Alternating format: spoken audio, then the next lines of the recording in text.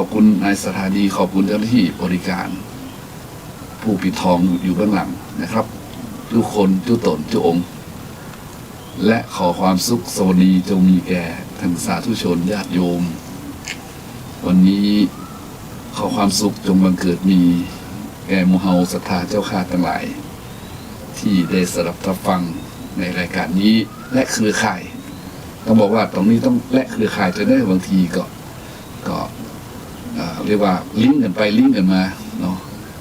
ทีนี้อาจจะได้ยินตรงนี้ในคลื่น96สักคำนึงอาจจะได้ยินที่104.5โยม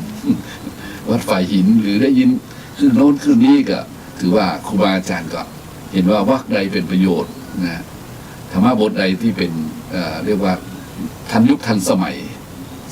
สามารถนำไปใช้ได้ก็เอาลิงก์กันไปก็ต้องขอบคุณทางคลื่นสถานีทุกสถานีในเครือข่ายของพระพุทธศาสนาและจริยธรรมนะครับแล้วก็เป็นการเผยแผ่ธรรมะบาสุงลิขสิทธิ์นี่เนาะเราช่วยกันธรรมะเป็นของพระสัมมาสัมพุทธเจ้าเพิ่นตรัสรู้ไว้เมื่อ 2,600 กว่าปีเพิ่นได้ปรินิพพานไปเขามอบธรรมะไว้ให้เป็นแผนที่ชีวิตแผนที่ชีวิตนี่สำคัญนะโยมอาตมาเคยบอกให้โยมว่าเดินทางในป่าก็ต้องใช้เข็มทิศเดินทางชีวิตก็ต้องใช้ธรรมะเดินทางในป่าถ้าแบบมีเข็มทิศถ้ามูจากเรื่องเดือนดาวเดือนเนาะตามดาราศาสตร์ก็จะลงทางลงทิศถ้าเดินทางในชีวิตเนี่ยโอ้โหโยมเดินทางชีวิตนี่ซ้ำวกวนยิ่งกว่าเขาวงกฏชีวิตมันวกวนจริงๆญาติโยมเลยมันสเปะสปะมันหลงทิศหลงทางกันขนาดพระเจ้าทรงแสดงไว้แล้วนะธรรมะเพื่อชีวิตแต่คนเฮาก็สามารถที่จะเรียกว่าจะนำธรรมะมาใจได้เพราะอะไรมากมายมันทำให้ตาลายทำให้หูอื้อตาลาย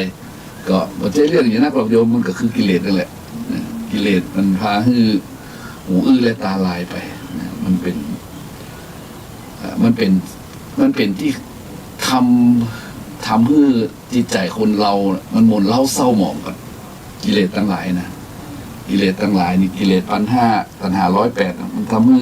จิตใจของคนเฮามันยังไงมันหม่นเล่าเศร้าหมองเมื่อมันหม่นเล่าเศร้าหมองปุ๊บมันก็หูอื้อและตาลายนะมันก็เลยกลายเป็นอย่างที่หลวงปู่เขียนไว้นะเตือนไว้ไม่ใช่เตือนไว้ไม่ใช่สอนไม่ใช่เขียนไว้เตือนไว้เลยคือเขียนเตือนไว้ว่าควรรำพึงถึงความดีที่สร้างไว้เนี่ยอย่าพอใจในความชั่วตัวเสียหายญาติโยมไงมันไม่ใช่พอใจในความชั่วนะแต่มันลืมตัวไงมันลืมตัวมัวเมาด้วยกิเลสพาไปกิเลสนี่ก็มีหัวหน้ามันคือโลภะโทสะโมหะมันเนี่ยตัวร้ายขนาดที่มันติดตามมาคือมานะทิฏฐิเนี่ยเนาะทิฏฐิความเห็นผิดวิจิกิจฉาความลังเลสงสัยถีนมิทะความหดหู่อุทธัจจะกุกุจจะความฟุ้งซ่านและข้อที่สำคัญก็คืออหิริกะความเป็นผู้ไม่ละอายต่อบาปอโนตปะความบ่เกรงกลัวต่อบาปแล้วนี่แหละมันเป็นปัญหาที่ทำให้หูอื้อและตาลายหูอื้อและตาลายหูตึงมันไม่ได้ยินกันเลยมันหูอื้อบดตาลายเพราะมันเป็นว่าเสือเนี่ยตัวพระเจ้าเนี่ยตาลายเนาะอันนี้ก็ทำให้แบบเมืองเนี่ยเป็นว่าเสือตัวพระเจ้านี่ก็ตาลายไปเนี่ยตาลายไปก็พูดจะว่าใดเนาะก็ตาลายก็ต้องมาพูดกันใหม่ปรับจิตปรับใจกันใหม่หรือว่าต้องมี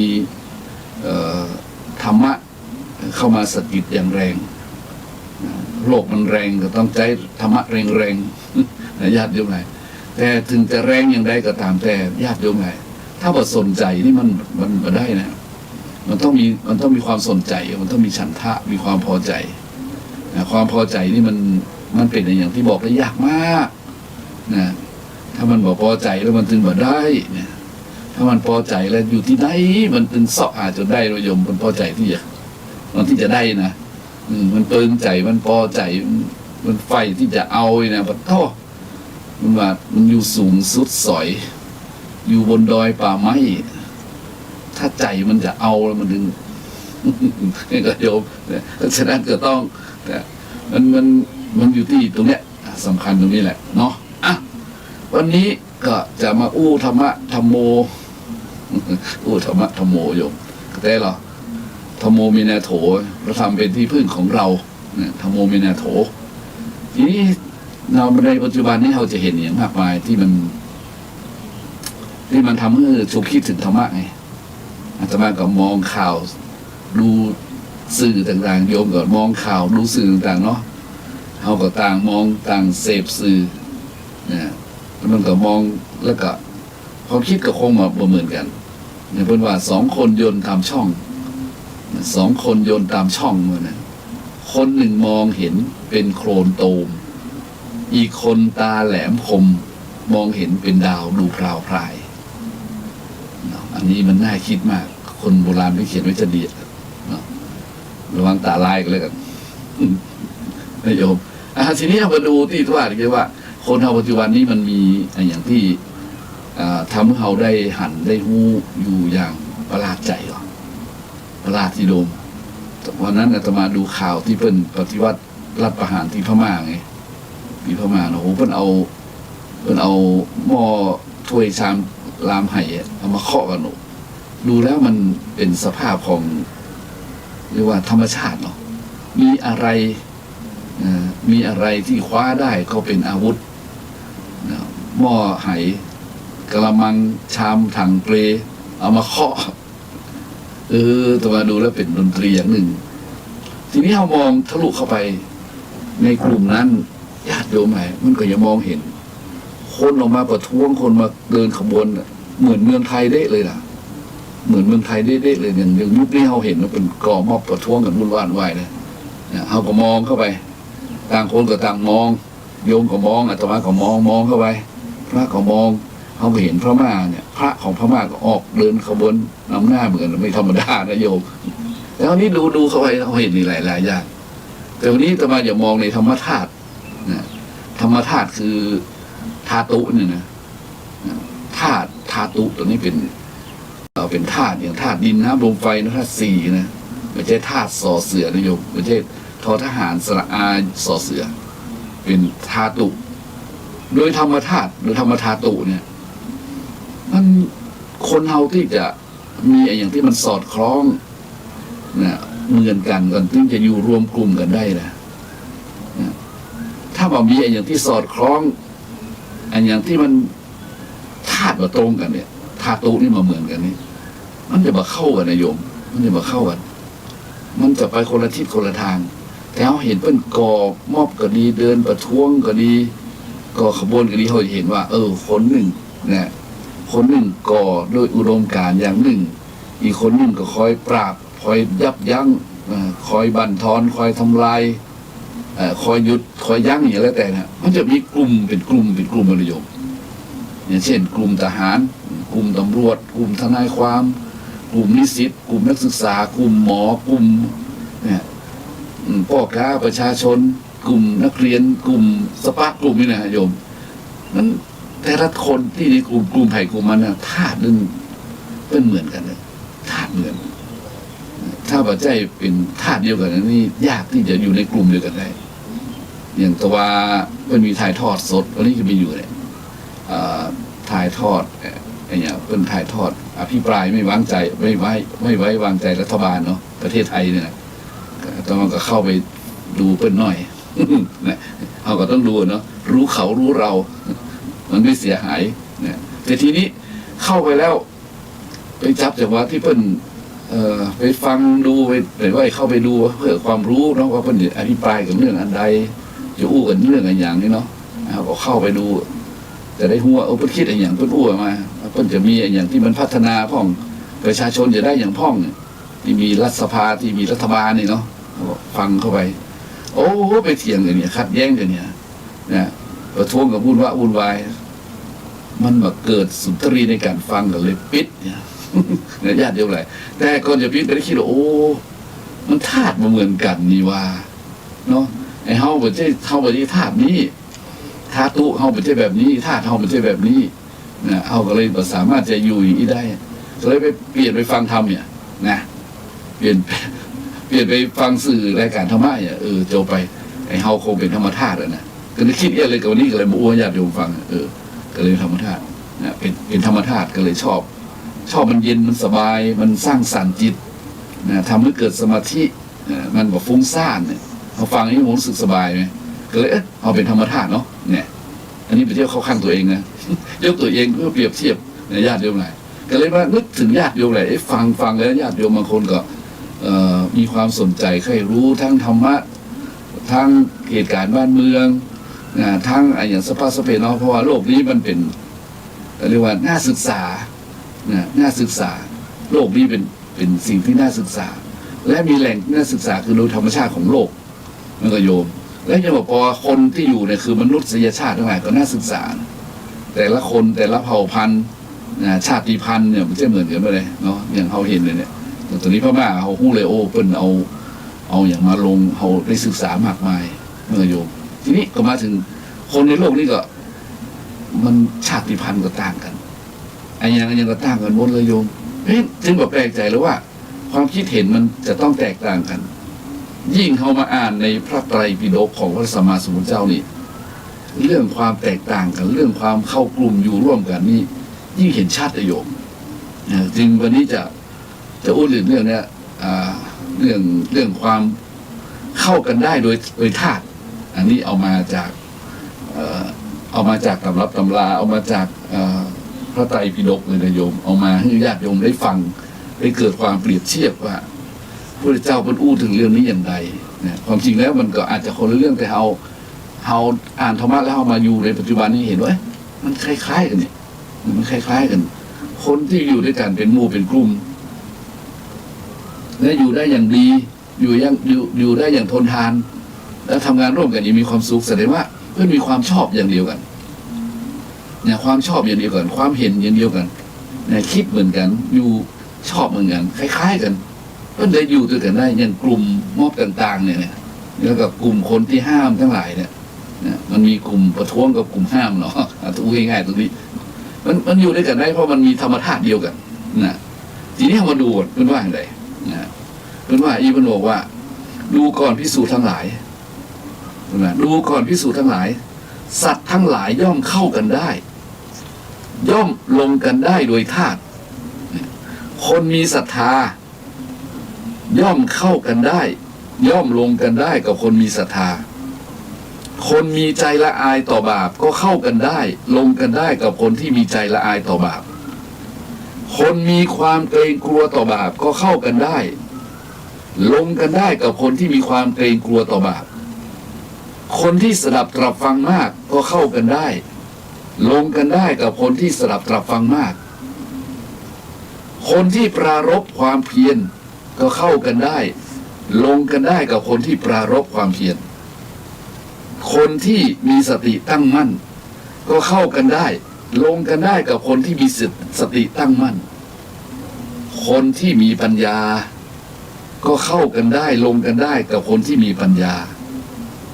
แม้ในอดีตการนานไกลในอนาคตการนานไกลในปัจจุบันการนานไกลก็เป็นอย่างนี้ญาติโยมต้องมาฟังอ่านแล้วก็ตรองดูแล้วญาติโยมนี่คือพระพุทธเจ้าของเราพระสัพพัญญูตญาณแล้วพระยังบอกว่าพระยกตัวอย่างโยมจะได้ฟังชัดเจนต่อเนื่องคนบอกอีกตัวอย่างของผู้เข้ากันได้โดยธาตุสมัยหนึ่งพระผู้มีพระภาคเจ้าของเฮานั้นอยู่ที่ภูเขาคิชกูฏในกรุงราชคฤห์สมัยนั้นท่านพระสารีบุตรเดินจงกรมร่วมกับภิกษุมากหลายในที่บอกไกลจากพระผู้มีพระภาคแม้ท่านองค์อื่นก็เช่นเดียวกันโยมแสดงว่าบนเขาคิชกูฏนั้นก็คงจะกว้างอยู่นะแล้วก็พระพุทธเจ้าอยู่ท่านก็ศรัทธากับโหเนาะพระสงฆ์ทั้งหลายก็ล้อมอยู่เดี๋ยวจะนั่งล้อมมือให้มันปวดแข้งปวดขาเดินจงกรมเนี่ยพระโยมเพื่อนบอกว่าในขณะนั้นก็มีกลุ่มแต่ละพระเนี่ยได้เดินจงกรมกันเช่นกลุ่มของพระสารีบุตรของพระโมคคัลลานะท่านพ พระมหากัสสปะตอนนั้นเป็นบวชพระอนุรุตนี่หรือท่านอุบาลีท่านปุณณมันตานีบุตรท่านพระอานนท์เนี่ยและก็ยังมีกลุ่มของพระเทวทัตเลยนะโยมเนี่ยต่างก็เดินจงกรมร่วมกันกับภิกษุมากหลายในที่บักไกลจากพระผู้มีพระภาคเจ้านั่งประทับอยู่แสดงว่าในครั้งนั้นคงจะเป็นต่อยบายเงียบเนาะเพิ่นนี้เพิ่นเป็นพระอริยบุคคลเพิ่นสนทนากันนักเพิ่นบู๊กันนักภาษาใจของเพิ่นโอ้โหโทรจิตของเพิ่นไม่ธรรมดานะโยมทีนี้เพิ่นบอกว่าถึงญาติโยมเห็นชัดเจนว่าลำดับนั้นแหละพระผู้มีพระ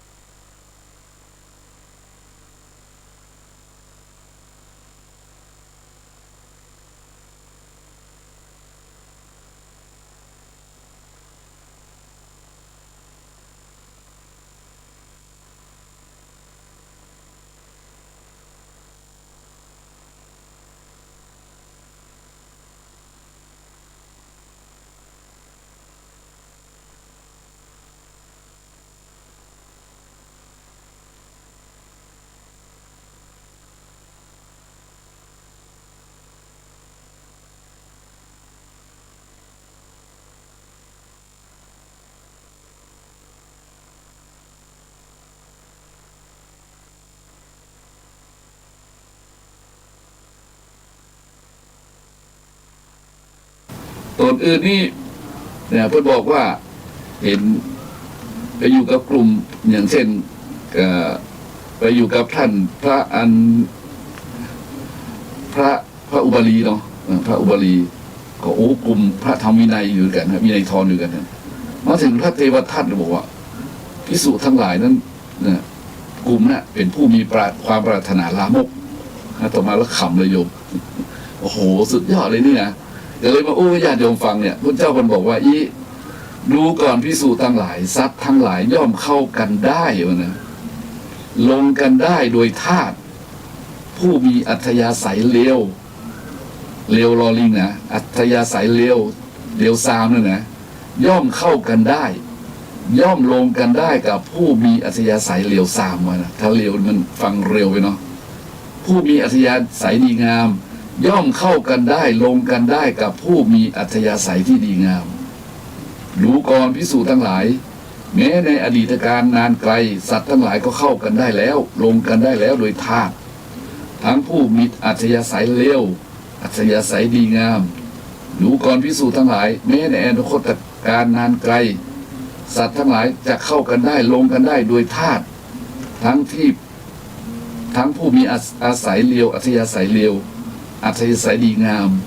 ดูก่อนภิกษุทั้งหลาย แม้ปัจจุบันในปัจจุบันนานไกลสัตว์ทั้งหลายก็ย่อมเข้ากันได้ลงกันได้โดยธาตุทั้งผู้มีอัธยาศัยเลวอัธยาศัยดีงามเอายกมาทั้งรุ่นนี้เพื่ออย่างโยมเพื่อกระตุ้นเตือนต่อมเตือนจิตคือข้อคิดญาติโยมมามันเป็นเช่นนั้นแหละเขาจะแยกอย่างมันแยกยากมากถ้าใจเพิ่นว่าแยกจากธาตุเดิมนะโยมธาตุเดิมก็ชอบอย่างนะชอบการเมืองเนี่ยเพื่อต้องเข้าหาการเมือง ชอบการทหารชอบการตำรวจชอบการปกครองเมื่อรัฐศาสตร์ชอบวิทยาศาสตร์เดี๋ยวโอ้ยชอบเป็นศาสตร์อะไรใช่ไหมเนี่ยชอบสังคมศาสตร์ถ้าใจเพิ่นตกลงตรงนั้นแล้วก็มีหมู่มีพวกเพื่อนก็อยู่รวมกลุ่มกันอย่างนี้โยมอันนี้สำคัญเลยเพราะฉะนั้นเราเห็นเปิ้นก่อเรื่องก่อราวเกิดขึ้นมาคดีความขึ้นมาชุมนุมประท้วงเกิดขึ้นมาหรือว่าเมืองไทยหรือต่างประเทศในโลกนี้ถ้ารู้ว่าถ้าเข้าใจเรื่องคนเฮามันเป็นเพราะธาตุเหมือนกันจึงอยู่ด้วยกันจึงเข้าไปอยู่ในกลุ่มเดียวกันได้แล้วเฮาก็จะเหมือนที่โอซาอ่านให้ญาติโยมยกให้ญาติโยมฟังเนี่ยว่าแม้สมัยก่อนสมัยครั้งพระพุทธเจ้าเลยโยมเนี่ยในขณะนั้นนี่พระพุทธองค์ของเรายังทรงหล่อหลอมภิกษุทั้งหลายด้วยธรรมะเนี่ยส่วนมากพระที่มาบวชในกับยุคสมัยนั้นนี่ล้วนแล้วแต่เป็นพวกที่เป็นกลุ่มส่วนมากกลุ่มบัวจะบานแล้วจะเป็นพระอรหันต์แล้วทั้งเสี่ยงนะโยมทั้งสิ้นทั้งปวงนั่นแหละนะและก็ยังมีกลุ่มย่อยลงไปแถม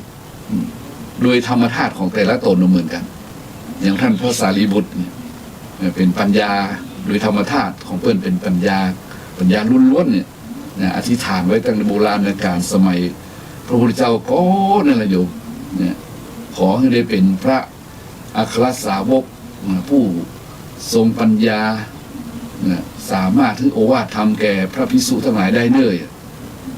แล้วก็เลี้ยงพระพุทธเจ้าไม่ใช่เลี้ยงเลยคือถวายพระทหารพร้อมกับนิมนต์พระพุทธเจ้าเป็นประธานกับพระสงฆ์นะแล้วก็ได้ถวายสักการะด้วยดอกไม้ด้วยผลไม้นะต่างๆตลอดถึง7 วันนะได้อานิสงส์นั่นก็คือการมาเป็นพระสารีบุตรแสดงว่าเปิ้นมาในวาสนาอย่างนั้นแล้วนะบุพเพกตปุญญาตาบุญที่ทำไว้อดีตชาตินะไม่ใช่ว่าเปิ้นมาได้โดยบังเอิญอย่างนี้ฉะนั้นพระสารีบุตรพระโมคคัลลานะซึ่งทรงฤทธิ์อภิญญาสมาบัตินะพระปุณณมันตานานิบุตรนะซึ่งเป็นพระอรหันต์ฝ่ายแสดงธรรมนี่นะพระอานนท์เนี่ยญาติโยมขนาดในกลุ่มของพระอรหันต์ยังแยกกลุ่มความชอบมาเหมือนกันเลยแล้วก็ถ้าภัยมีธาตุเดียวกันจะเป็นกลุ่มเนี่ยอยู่กลุ่มของพระอานนท์กับกลุ่มหนึ่งพระสารีบุตรกับกลุ่มหนึ่งโมคคัลลานะกับกลุ่มหนึ่งเนี่ยกลุ่มพระวินัยทรพระอุบาลีกับกลุ่มหนึ่งเนี่ยเขาฟังเขามาได้ยินอีได้หูอีได้เขาเข้าใจเลยที่มันอยู่ด้วยกันได้นี่มันธรรมธาตุเดียวกันโลธรรมธาตุเดียวกันโลขณะคนต่างเราออกไปอย่างพระเทวทัตเนี่ยในวันนี้ได้ข่าวว่าพระเทวทัตนี่พระเจ้าเป็นผู้ตรัสไปเลยดูก่อนภิกษุทั้งหลาย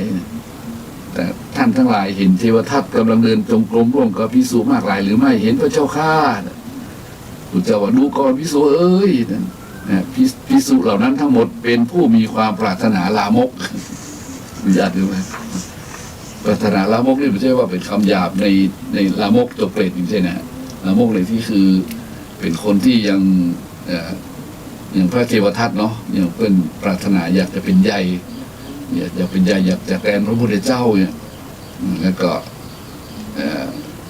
ต้องการปกครองสงฆ์ต้องการได้ลาภสักการะเนี่ยอันนี้พูดถึงปรารถนาลามกแบบนั้นเนี่ยญาติโยมเพราะฉะนั้นก็ต้องเข้าใจตรงนั้นตัวทีนี้เอามาดูเห็นว่าถ้าขนาดในระดับนั้นเนี่ยยุคนั้นเนี่ยคนเพิ่นยังอยู่เป็นกลุ่มเป็นหมู่นะเพิ่นก็ยังมีกลุ่มของเพิ่นเนาะ โดยเป็นพระอรหันต์แล้วโดยธรรมชาติมันเข้ากันได้เพิ่นอยู่ด้วยกันได้นะถ้ามันนึกเปรียบเทียบถึงปัจจุบันนิยมนะเอานะมาจินตนาการอันนั้นมาใส่ในปัจจุบันนี้เพราะพระพุทธเจ้าเป็นบอกว่า ในปัจจุบันการนานไกลของพระองค์ขณะนั้นกับประเดี๋ยวนี้2,600 ปีแห่งการปรินิพพานเลยใช่ไหมนานไกลมากอยู่ไหมก็จะเป็นอย่างนี้นะเกิดเป็นอย่างนี้ก็จะเป็นอย่างนี้ถอยหลังไปสมัยพุทธเจ้าเป็นอยู่ในอดีตการนานไกลก็เป็นอย่างนี้ในอนาคตการนานไกลก็เป็นอย่างนี้ปัจจุบันนานไกลก็เป็นอย่างนี้เพราะฉะนั้นจึงแบบแปลกเลยถ้าคนมันจะอยู่ด้วยกันนะคนหายอยู่ด้วยคนหายนี่ก็โยมเขาสังเกตอะคนหายอยู่กับคนหายนะคนดีก็ดีกว่าคนดีนะคนมีศีลมีธรรมก็อยู่ในกลุ่มคนมีศีลมีธรรมคนถ้ามันเข้าใจเรื่องนี้แล้วนะญาติโยมไหมเขาจะมองอย่างด้วยความขำหรือว่าตลกหรือว่าสังเวชหรือว่าเข้าใจอ่ะเนาะเพราะฉะนั้นเราหันอย่างที่มันเกิดขึ้นในปัจจุบันนี้ก็จงได้เข้าใจว่าไอ้หมูนี่มันธรรมชาติเดียวกันเนี่ยกลุ่มใส่ร้ายป้ายสีก็ธรรมชาติเดียวกันธรรมชาติเดียวกันกลุ่มใส่ร้ายป้ายสีมันมีโยมเนาะโอ้โหเป็นตุ๊เป็นตาเขานึกว่าจริงโอ้อย่างเพิ่นสอบสวนเพิ่นศาลอาญาเพิ่นพิพากษาแล้วว่าบ่มีเนี่ยคนเสื้อดำอะไรอย่างนั้นเพิ่นอู้กันนะหันแล้วก็ตลกอ่ะเนี่ยกลุ่มใส่ร้ายป้ายสีก็มีแต่เลยเนาะมันทำเพื่ออย่างมันเสียหายเกิดขึ้นมามากมายแล้วมันก็ผ่านพ้นไปแล้วพระภัยท่านพิชอบเนี่ยญาติโยมเขามองแล้วก็เลยคิดว่าสังเวชนะและทีนี้คนเฮานั้นถ้าหากว่าปล่อยเรื่องอย่างนี้ผ่านไปโดยความเข้าใจว่ามันก็เป็นเรื่องของธรรมธาตุแต่หลังจากธรรมธาตุอันนี้ญาติโยมธรรมธาตุมันแตกดับเนี่ยเนาะถ้าธรรมธาตุมันแตกดับคือหมายว่าถ้าสังขารร่างกายมันแตกดับนี่มันจะทำอย่างไรเนี่ยมันรู้จักกันหมดมันต้องอินดูต้องส่งเคราะห์กันใช่ไหมเพราะฉะนั้นก็ต้องส่งเคราะห์กันด้วยธรรมยกตัวอย่างเช่นมีเพื่อนถามว่าทำไมพระพุทธองค์จึงทรงให้พระเทวทัตได้มาบรรพชาอุปสมบทในพระพุทธศาสนาทั้งที่รู้อยู่แล้วว่าในอดีตพระเทวทัตนั้นเป็นมาอย่างนี้เป็นคู่อริของพระองค์เป็นผู้จองเวรจองกรรมกันมาอย่างนี้และเมื่อบวชแล้วจะต้องเป็นอย่างนี้ในความเป็นสัพพัญญูของพระพุทธเจ้าเนี่ยพระองค์พูดตลอดว่าพระเทวทัตบ้านปลายจะต้องเป็นอย่างนี้ต้องถูกแผ่นดินดูดถูกตรึงอยู่ในนรกอเวจีเนี่ยแล้วทำไมพระองค์ให้พระเทวทัตบวชอุปสมบทเล่าพระเจ้าข้าประมาณนี้เพิ่นว่าไดโยมมันบอกว่าพระเจ้าว่าท่านทั้งหลายนะถ้าบอกเทวทัตบวชจะแรงกว่านี้อีกจะหนักกว่านี้อีกจะแรงกว่านี้จะหนักกว่าอย่างไรโยมคิดดูท่านทั้งหลายลองคิดดูกันแล้วกันพระพุทธองค์น่ะเป็นพระผู้ทรงผู้มีพระภาคเจ้าเป็นพระศาสดาพระเทวทัตมาบวชเขาต้องเป็นลูกน้องเราพูดตรงๆเนาะลูกศิษย์ลูกหาทีนี้พระเทวทัตก็ประพฤติผิดด้วยความคิดลามกของพระเทวทัตวิวาเนี่ยวันนี้สุดมาถึงที่สุดมาก็ทำร้ายพระองค์พยายามทำลายแตกแยกยุยงส่งเสริมพึ่งทรงเรียกว่าสังฆเพศเนาะวันนี้สุดมาร่างกายชราภาพแก่เท่ามาญาติโยมต้องการมาเฝ้าพระพุทธเจ้าไงแต่ไปบถึงสักกรรมมาถึงพระพุทธเจ้าพระเจ้าพอถึงพระนึงบอกว่าในชาตินี้เทวทัตไม่ได้เห็นหน้าตถาคตแน่นอนละไม่ได้เห็นละก้อนจะถึงก็ลงไปอาบน้ำเพื่อชำระสะสางความสกปรกทั้งหลายแล้วก็แผ่นดินดูดลงไปเนี่ยพระบอกว่าสำคัญที่สุดในขณะนั้นเนี่ยพระเทวทัตโดนแผ่นดินดูดลงไปเหลือแต่กระหัวโผล่ขึ้นมาโอ้ยอย่าเอาอย่างถวายเกิดเจริญพุทธานุสติทานนิยมนึกถึงพระเจ้าน้ำตาไหลว่ามีอย่างถวายพระเจ้าบอกผิดเฮาเนี่ยผิด นะเพราะเขาคิดลามกต่อพระเจ้านี่แหละที่นั่นแหละบดีนั่นแหละก็เลยถวายกระดูกคางต่อพระบรมศาสดาพระสัมมาสัมพุทธเจ้าพร้อมกับตั้งจิตเนี่ยพุทธังสรังคัจฉามิตังว่างั้นน่ะญาติโยมทั้งหลายแล้วก็โดนดูดลงไปตรงนี้แหละเพิ่นบอกว่าพระเทวทัตโดนแผ่นดินดูดไปตรึงอยู่ในโลกอเวจีนี่ถือว่าเป็นโทษเบาแล้วมันเบาแล้วถ้าพระองค์มาคือบวชเทวทัตจะหนักกว่านี้แต่มากันนิดบอกว่าจะหนักกว่านี้ขนาดไหนโยมเนี่ยเพราะว่าความร้ายกาจนี่มันร้ายกาจจริงๆเลยโยมเพราะฉะนั้นจะไปนึกคำว่าจะไปนึกคำอย่างเดียวอย่างพระพุทธเจ้าเพิ่นบอกว่าภิกษุทั้งหลายในกลุ่มของเทวทัตเนี่ยล้วนแล้วแต่พวกปรารถนาลาภทั้งนั้นนี่จะไปคิดจะไปคิดว่ามันทำเป็นเล่นนะญาติโยมเลยคือจิตตัวนั้นมันเหมือนแยกออกจากความชั่วความดีอ่ะขนาดอยู่ใกล้พระพุทธองค์ขนาดนั้นเนี่ยโยมไอ้กิเลสที่อาตมาเคยบอกให้โยมเนี่ยมัน1,500 ตัณหา108นะนอกจากโลภะโทสะโมหะมันก็มีพวกพระธรรมว่าอหิริกะความเป็นผู้ไม่ละอายอย่างพระเทวทัตนี่ความจริงแล้วต่อมาและญาติโยมหลายคนก็เคยอู้กันนะพระเทวทัตเอากับพระกับสงฆ์เคยอู้กันวิเคราะห์กันว่าโชคดีขนาดพระเทวทัตแต่ในความโชคดีนั้นท่านเป็นผู้อหิริกะเป็นผู้ไม่มีความละอายได้มาเป็นพระญาติได้มาเป็นเจ้าชายแล้วก็ได้ออกบวชในกลุ่มของสมณะสักยบุตรด้วยนะเนี่ยล้วนแล้วแต่ไฮโซช่วงนั้นเนาะชั้นสูงแล้วก็สามารถแสดงฤทธิ์ของโลกีได้ของคนธรรมดาทั่วไปได้เป็นโลกีฌานของฌานสมาบัติขั้นต่ำที่สมาบัติเป็นฌานที่แสดงฤทธิ์ได้เช่นหายตัวได้แสดงตัวไปหลายคนได้ก็ไม่ธรรมดาทำให้กินได้ว่านะแต่อโนตปะไม่เกรงกลัวต่อบาปนะญาติโยมไม่เกรงกลัวต่อบาปเมื่อไม่เกรงกลัวต่อบาปก็เลยกระทำกรรมหยาบช้าไงต่อพระบรมศาสดาพระสัมมาสัมพุทธเจ้าธรรมะเลยโอ้นะถ้าคนอย่างนี้นี่อยู่ในกลุ่ม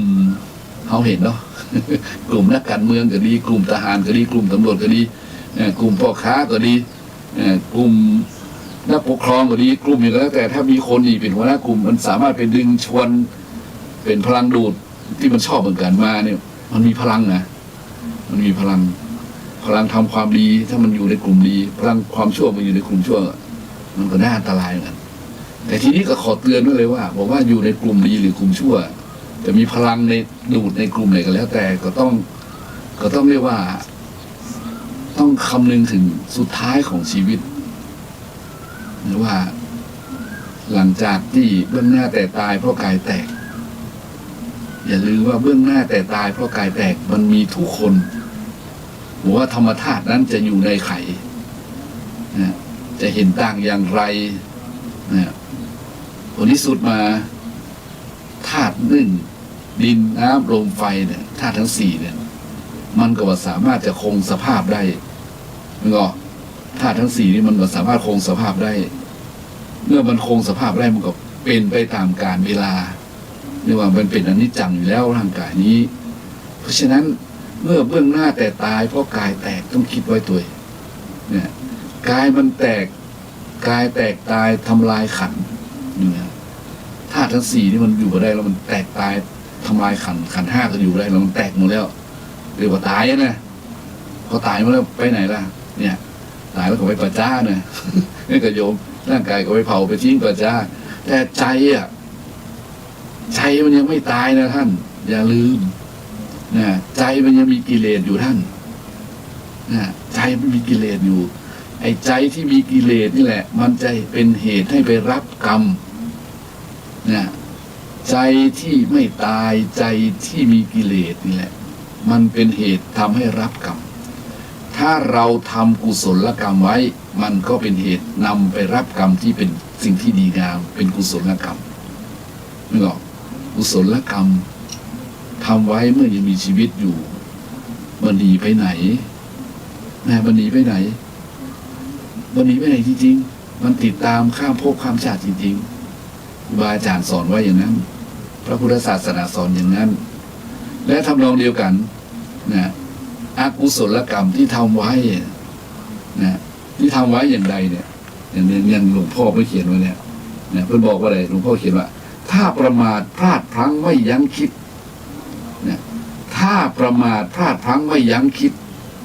ปล่อยชีวิตให้โง่เง่าเมาตัณหา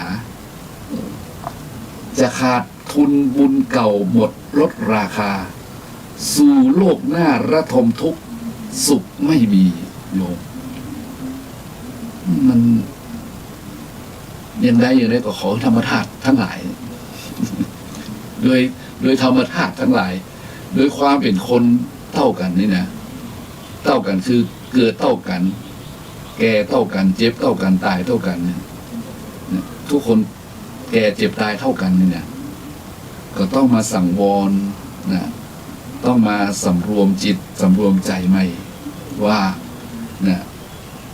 ถ้าประมาทพลาดพลั้งไปลึกกว่านี้นักกว่านี้หนักกว่านี้มันน่ากลัวนะมันน่ากลัวสำหรับการต้องเวียนว่ายตายเกิดกำเนิดในภพภูมิเช่นนะนรกภูมิมันโยมนรกภูมิโอ้โหแต่มาว่ามันร้อนขนาดไหนร้อนขนาดเราไปอ่านเรื่องประวัติของพระเตมียะพระเตมีใบเนี่ยพระเตมีที่พระนอพระเตมีใบเนี่ยพระเตมียะเนี่ยเคยเกิดเป็นพระโอรสในสเวทฉัตรระลึกชาติได้ไงโอ้โหระลึกชาติได้แต่ก่อนเคยเกิดเป็นพระราชาในเมืองเนี่ยเมืองวิศิลานี่ไงโอ้ตัดสินประหารชีวิตนักโทษพวกทั้งหลายครองบ้านครองเมืองอยู่ที่ปี20 ปีก็7 ปีและเมื่อได้สำเร็จการครองราชย์แล้วก็ต้องหรือว่าพระราชานี่เป็นใหญ่เนาะตัดสินประหารชีวิตตัดหารไอ้คนทั้งหลายตามกฎหมายก็ยังบ่พ้นกรรมพอตายไปแล้วก็ยังต้องไปใช้กรรมในนรกเป็น10,000 ปีเลยมองเห็นว่าบ่คุ้มบ่คุ้มค่าถ้าเกิดเป็นพระราชาของราชย์เพียง20 ปีแต่ต้องไปอยู่ในโลก10,000 ปีบ่คุ้มค่าก็เลยไม่อยากจะขึ้นครองราชย์บัลลังก์เนี่ยนี่ตามประวัติพระเตมีเนาะเราอ่านแล้วเราก็เข้าใจนะชีวิตมันต้องมีลาภยศสรรเสริญสุขแต่หลวงปู่เขียนไว้นะว่าถ้าประมาทก็จะขาดทุนบุญเก่าหมดลดราคาสู่โลกหน้าระทมทุกข์สุขไม่มีเพราะมันไปนี่ในนรกนี่มันมาเข้าท่าถ้าไปเป็นสัตว์ในโลกมันร้อนตายมาแล้วก็มาเกิดเป็นอะไรนรกเปรตอสุรกายเดรัจฉานเนาะโอ้โหถ้าเป็นเดรัจฉานเนี่ยพี่ภพพี่ชาติโอ้โหเขาเห็นเป็ดไก่หมูหมาจ้างม้างัวควายแล้วจะไปคิดว่ามันสนุกสนานนะโยมมันสนุกสนานแล้วเกิดเป็นเป็ดไก่หมูหมาจ้างม้างัวควายนี่เหมือนที่สนุกสนานเนาะมันเป็นความทรมานเขาเห็นว่าสัตว์บางตัวเนี่ยโหเกิดมาเป็นแมวเป็นหมามีคนเลี้ยงดูมันก็ดีเหมือนแล้วคนกับว่าสัตว์โชคดีเนี่ยเกิดมาแล้วมีคนเลี้ยงดูนี่ถือว่าโชคดีผมว่าคนหรือสัตว์แต่ไอ้สัตว์ตัวนี้เนาะชีวิตในอดีตมันเป็นจะได้เนาะเนี่ยมันเกิดมาเป็นหมาตัวนี้เนาะเกิดมาเป็นแมวตัวนี้เนาะแล้วต้องมีคนรักมันคนเอาใจใส่มันเนาะบางทีก็ห้องมันเป็นลูกห้องมันเป็นอะไรอย่างห้องเป็นลูกโอ้ลูกมาตัวนี้เอามานึกถึงแล้วโอ้โหญาติโยมนี่แหละเพราะฉะนั้นญาติโยมอย่าประมาทอย่าประมาทหลวงปู่ก็เตือนไว้ประเทศอาตมาเตือนไว้นะเพราะฉะนั้นต้องคอยสำนึกระลึกตัวกลัวความผิดรักชีวิตไม่ติดชั่วให้มัวสีสั่งสมบุญหนุนจิตนำทำความดีเสริมศักดิ์ศรีทวีสุขหมดทุกหลวงพ่อมันเขียนไว้ดีเลยเอามาย้ำซ้ำเหมือนกันในปัจจุบันนี้ว่าคนเฮาท่านทั้งหลายเกิดมาแล้วนะว่าแคล้วที่จะต้องเบื้องหน้าแต่ตายเพราะกายแตกจิตแยกออกไปนะมันต้องตายเหมือนกันหมด เพราะฉะนั้นอย่าไปหลงละเลงมัวเมากับลาภยศสรรเสริญที่มีอยู่ถึงแม้ว่าบางทีเราอาจจะคิดว่าเรายังหนุ่มสาวอยู่แข็งแรงอยู่มาแน่โยมมาแน่ชีวิตนี้มาแน่นอนละอ่อนก็ตายได้อย่างน้องน้ำมนต์เห็นไหม น้องน้ำมนต์กับเพื่อนของเพื่อน2-3 ศพงานตายด้วยกันโอ้เป็นนิสังเวชนะโยมเนาะมันเป็นเหตุที่เราคิดมากอะว่าถ้าเราได้อย่างที่มาดีแล้วเนี่ยเราเบรคุณค่าอย่างเช่นเราได้ชีวิตมาดีแล้วเนี่ยเราเบรคุณค่าของการใช้ชีวิตเราก็จะลงพิษแล้วก็จะเรียกว่าทำให้ตัวเก่าเนี่ยขาดทุนมันก็บ่เปิงบ่ควรนะเนาะชีวิตมันน่าจะได้กำไรอ่ะแต่อยู่ไปมันขาดทุนมันก็ต้องคิดผมก็จะคิดอยู่ไหนก็ฟังธรรมะนี่ครูอาจารย์สอนไว้พระพุทธเจ้าก็สอนไว้วันนี้ก็มีธรรมะมืออยากอยู่ฟังหลากหลายเนาะหลากหลายพอสมควรดูเวลาก็10:48 นาทีแล้วก็คิดว่าอยากโยมทั้งหลายได้ยินได้ฟังนะวันนี้อาตมาอู้กันถึงเรื่องการอยู่ด้วยกันเป็นกลุ่มเป็นคณะเข้ากันด้วยธาตุอยู่กันโดยความที่มันมีอุดมคติเหมือนกันนะยกตัวอย่างให้ญาติโยมฟังเพราะฉะนั้นเราต้องอยู่กันต่อไปบางทีเมื่ออยู่กันต่อไปบางทีมันก็อาจจะถูกใจคนนั้นพ่องบ่ถูกใจคนนี้พ่องก็อารุมอร่วยกันไปจับใจแห้งบ่แน่นใจกาเป็นว่าเนาะจับใจครูบาบ่จับใจพระน้อย นั่นก็โยมจับใจหมอบ่จับใจเปียที่มันบ่สู้เปียที่มันสู้เนี่ยจับใจงูบ่จู้ใจเครียดจับใจเปียดบ่จับใจไม่การจับใจลูกจับใจหลานทรมานใจอุ้ยเป็นว่าเพราะฉะนั้นเราก็พยายามปรับใจให้เข้าใจว่าคนเฮานั้นมันมีธาตุต่างกันแต่ทีนี้ที่ดีที่สุดก็ขอให้มีธรรมธาตุอ่านบาปบุญคุณโทษอ่านประโยชน์ของการเกิดมาความเป็นมนุษย์ได้มันจบดีแล้วก็พยายามสร้างสรรค์ส่งเสริมเพิ่มเติมความดีดีว่านี่คือธรรมะในวันนี้นะโยมเนาะเอาวันนี้เปิดสายสักน้อยนึง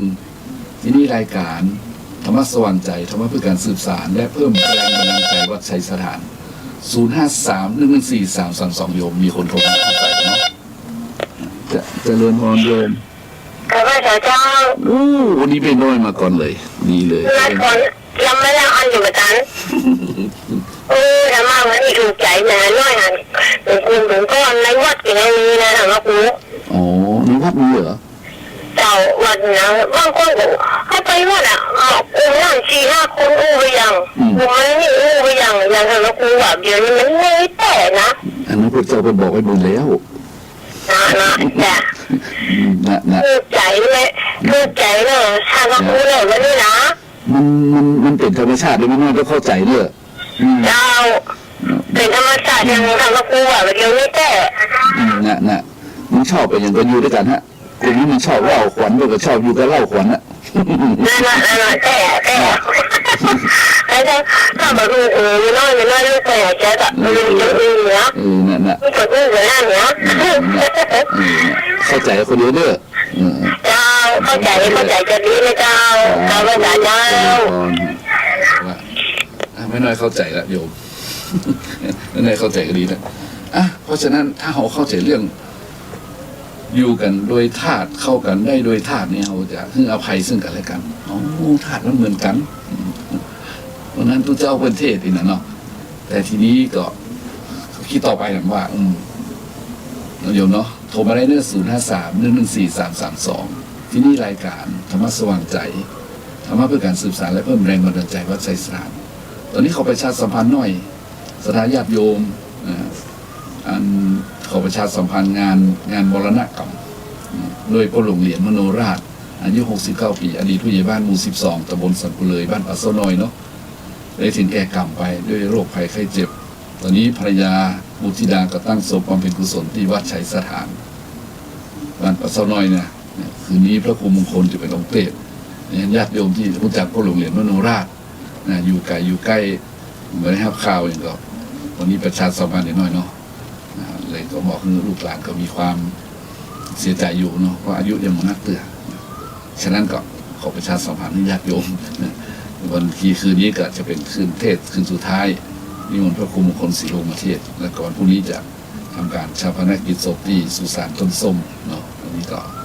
บอกญาติโยมเนาะฉะนั้นญาติโยมไหนคนเฮาก็ส่วนมากนอนอยู่ด้วยกันนะมันเป็นกลุ่มเป็นก้อนอย่างว่าเนาะเพราะฉะนั้นบอกควรที่จะเรียกว่าบอกควรที่จะดูหมิ่นดูแคลนซึ่งกันและกันบอกควรจะดูหมิ่นดูแคลนซึ่งกันและกัน เพราะว่าหนึ่งใดก็คนว่างสอบยาวาหนาคืบประชุมไปด้วยธาตุทั้งสี่คือดินน้ำลมไฟเช่นเดียวกันจะยากดีมีจนก็คือคนเหมือนกันและคนเหมือนกันนี่ที่สุดมาเกิดต้องแก่และเจ็บตายไปเป็นธรรมชาติเป็นธรรมดาไม่ใช่ว่าคนจนตายคนรวยอยู่หัวใจนะคนรวยก็ตายคนจนก็ตายนะครับสุดท้ายมาทั้งคนจนคนรวยคนดีคนมีธาตุอะไรอย่างต่างๆนะถึงข้าวแตกสลายตายไปก็เอาอะไรไปไม่ได้ของท่องไว้เสมอท่องไว้ว่างัวควายมาจ้างมวยม้านอัตตาส่งเขาส่งงาจุ่มหมายที่แจ้งวันจากคนปอตายสหายเหือดแห้งกาเนี่ยอินทรีย์เปล่าว่าง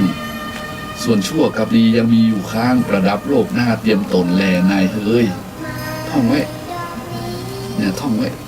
ถ้าคนไทยก็ท่องไว้พฤษภประกาศซ้อนอีกคุณชรอันโปรดปรงโททนเสน่งคงสำคัญหมายในกายนี้นรชาติวางวายเมื่อลายสิ้นทั้งอินทรีย์สถิตทั่วแต่ชั่วดีประดับไว้ในโลกา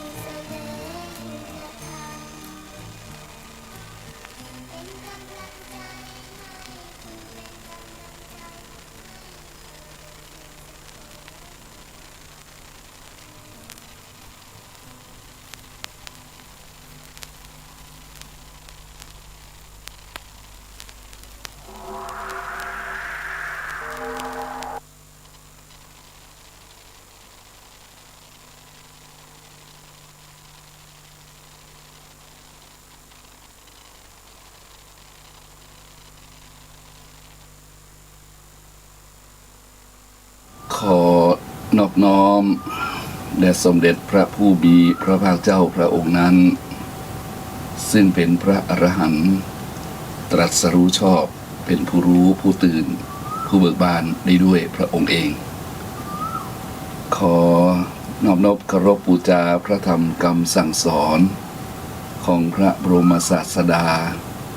พระสัมมาสัมพุทธเจ้าพระองค์นั้นโดยเสียงโดยเกล่าวขอไหว้สาซึ่งพระสงฆ์องค์เจ้าพระเถรานุเถระครูบาอาจารย์และก็ครูบาอาจารย์ที่บำเพ็ญบารมีธรรมอยู่ตามวัดตามวาในคลื่นนะครับวันนี้ขอไหว้สาบารมีธรรมนะครับขอความสุขความเจริญในธรรมจงมีแก่ญาติโยมทั้งหลายในวันนี้ซึ่งรายการ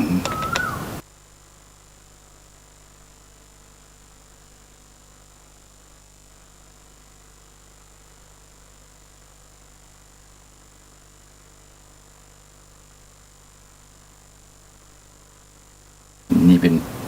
เบรก2 ภาค 2ในญาติโยมแหละวันนี้ต้องขอบคุณกับทางสถานีวิทยุคลื่นพระพุทธศาสนาชลสังคมขอบคุณท่านอาจารย์พระครูสมุขวิศวัตรวรกิจโจนะครับนายสถานีวัดไฟ 104.5 ที่เป็นผู้ดูแลเอาใจใส่เป็นผู้อำนวยการและก็ทำให้รายการธรรมะทั้งหลายได้มาอยู่กับญาติโยมได้มาทำให้ญาติโยมมีความสุขเนาะก็ต้องขอบพระคุณนะครับ วันนี้ก็ต้องขออภัยกับท่านพระครูสมุขวิศวัตรวรกิจโจตลอดจนถึงท่านผู้ฟังทั้งหลายตัวอาจจะงงคือช่วงบ่ายโมงถึงบ่าย3นี่เป็นการจัดรายการธรรมะเพื่อสืบสานและเพิ่มแรงบันดาลใจวัดชัยสถานโดยอาตมาภาพพระครูประภัชชัยคุณและกระท่านพระครูสิริอมราภิรัตน์มาร่วมกันจัดแต่อาตมานี้จัดเมื่อเจ้าที่ขึ้น96ประจำละ10 โมงถึง 11 โมงในญาติโยมทั้งหลายพอถึง11 โมงถึงบ่ายโมงนี่มันเป็นเวลาที่เนาะเป็นเวลาที่เป็นส่วนตัวทั้งโยมมาทำบุญทำทานอาหารพระทหารเพลโน่นนี่นั่นแล้วก็เผื่อบ่ายโมงนี่มันชักจะอาลามฟ้าสีทองไปเนี่ยนะญาติโยมหลายก็เลยไปแวะที่วัดพระนอนในกรรมไปแวะวัดพระนอนในกรรมก็เลยลุกจากวัดพระนอนก็ต้องมานี่โยมเพราะฉะนั้นกุเตือนได้อาศัยท่านอาจารย์พระครูสิริอมราภิรัตน์วัดสันอุ้มแต่ตอนนี้ท่านไปเยี่ยมโยมบิดาที่กำแพงเพชรที่กำแพงเพชรต่อมาก็เลยเนาะไปแวะพระนอน ตามปกติเพราะว่ามันมีความใกล้เคียงกับเวลาก็เลยต้องขออภัยนะบางทีต้องนำเทปมาดูแล้วมันก็เป็นแบบวัดจัดอะโยมแบบทุเจ้าจัดอีกเนาะมันเป็นธรรมชาตินะอาจจะประจำเป็นต้องเนียบเนียนแต่มันเป็นด้วยใจเนอะก็แล้วกันเพราะวันตรงกับวันพุธนี้ถ้าท่านพระครูสิริอมราภิรัตน์อยู่นี่ท่านก็จะมาพอดีแหละเพราะว่าเมื่อเจ้าท่านว่างนะพอบ่ายโมงท่านก็แจ่มใสแล้วมาได้ละสบายแต่ถ้ามาเมื่อเจ้าวันพุธนี่มันจะวุ่นวายนะวุ่นวายกับงานกับการสปาสปันแล้วก็จัดรายการคลื่น96คนนี้เลยเนี่ยก็มันก็เลยเป็นเช่นนี้แหละเพราะฉะนั้นเพื่อไม่ให้เสียเรียกว่าเวลาของสถานีเพิ่นลงล็อกไว้เฮาจำเป็นต้องไปตามที่เพิ่นลงตารางไว้นะก็เลยต้องมากันอย่างนี้สำหรับตัวเจ้านั้นเพิ่นเข้าใจกันดีโยมนะอย่างพระครูบาอาจารย์ทั้งหลายที่จัดรายการก็เข้าใจกันดีอยู่นะคงจะว่ามีปัญหาเพราะว่าเป็นเรื่องที่ธรรมดาสำหรับพระนะมันเป็นเวลาที่มันเป็นเวลาที่ตาลายหน่อยเนี่ยตอนนี้สว่างสวย สว่างไสวัยญาติโยมเลยก็ตึงมารับใจสถานีคลื่นพระพุทธศาสนาชาติและสังคมวัดไฟหินได้ตามปกติดังนั้นจึงแจ้งให้ทราบมันจะมีเป็นบางเตื้อมันเป็นบางครั้งนะบางครั้งที่ท่านพระครูสิริอมราภิรัตน์ไปอยู่ถ้ามันอยู่มาแต่ชั่วเพิ่นเหมาไปเลยเพิ่นมาแล้วเนาะชั่วโมงเพิ่นบอก2 ชั่วโมงไปเลยต่อมาก็ถือโอกาสทำอย่างอื่นนี่ก็สนับสนุนกันไปประคับประคองกันไปนะญาติโยมนายวันนี้ก็จะมานำเสนอที่ต่อธรรมะตีออกไปตะกี้นี่นะมันก็ไม่ใช่ต่อเป็นหมายว่ามันสอดคล้องกันนะสอดคล้องกันในลักษณะของการฟังธรรมแบบเนื้อเดียวกันหรือว่าใกล้ๆเคียงกันอย่างตะกี้นี้ก็อ้อมไปถึงเรื่องอย่างต่างๆนานาที่ญาติโยมได้ยินไปเนาะเพราะฉะนั้นก็เพื่อจะให้ท่านทั้งหลายได้มีความเรียกว่าสำนึกคิดถึงความดีความงามทั้งหลายนะแล้วจะมาได้ประมาทมัวเมาจนเกินไปเพราะบางคนนี่ประมาทพ่องมัวเมาพ่องลืมไม่พ่องนะสาเหตุที่ลืมอย่างได้อธิบายไปช่วงแรกๆนะโยมเนาะวันนี้เกี่ยวมาสนับสนุนนะภาคที่กล่าวแล้วตะกี้นี้นั่นก็ได้ชื่อหัวข้อที่อยู่ต่อไปนี้ว่าโชคดีนะโชคดีของเฮาโชคดีเฮาโชคดีต้องมีสติสำนึกได้ถึงคุณค่าและรักษาไว้ด้วยกำลังแห่งปัญญาอันนี้เป็นคำที่นำมาขึ้นต้นญาติโยมหลายคือชักนำให้ญาติโยมทั้งหลายได้รู้จักว่าบ่ลืมนะหรือว่า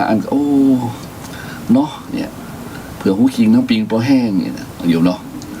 เพราะฉะนั้นบางทีเราไม่ได้เตือนกันนี่เราจะลืมหรอกเพราะฉะนั้นก็ถือว่าเป็นพี่เตือนน้องท่านในพระพุทธศาสนานี่พี่นะในพระพุทธศาสนานี้นะพุทธบริษัทนี้ก็มีภิกษุภิกษุณีบาศกบาสิกาเพราะฉะนั้นภิกษุนี้จึงได้ชื่อว่าเป็นปี่ผู้ใดมาก่อนนี่คนนั้นเป็นปี่ผู้ใดบวชก่อนเป็นปี่เพื่อจะเรียงลำดับกันด้วยกันที่มาบวชมาอุปสมบทก่อนเป็นอย่างนับเคารพนับถือกันตรงผู้มาก่อนอย่างสมัยก่อนนี่ท่านกุมารทั้งหลายนะท่านพระโอรสทั้งหลายกลุ่มราชวงศ์ทั้งหลายนะพวกสักยมุนีพวกของ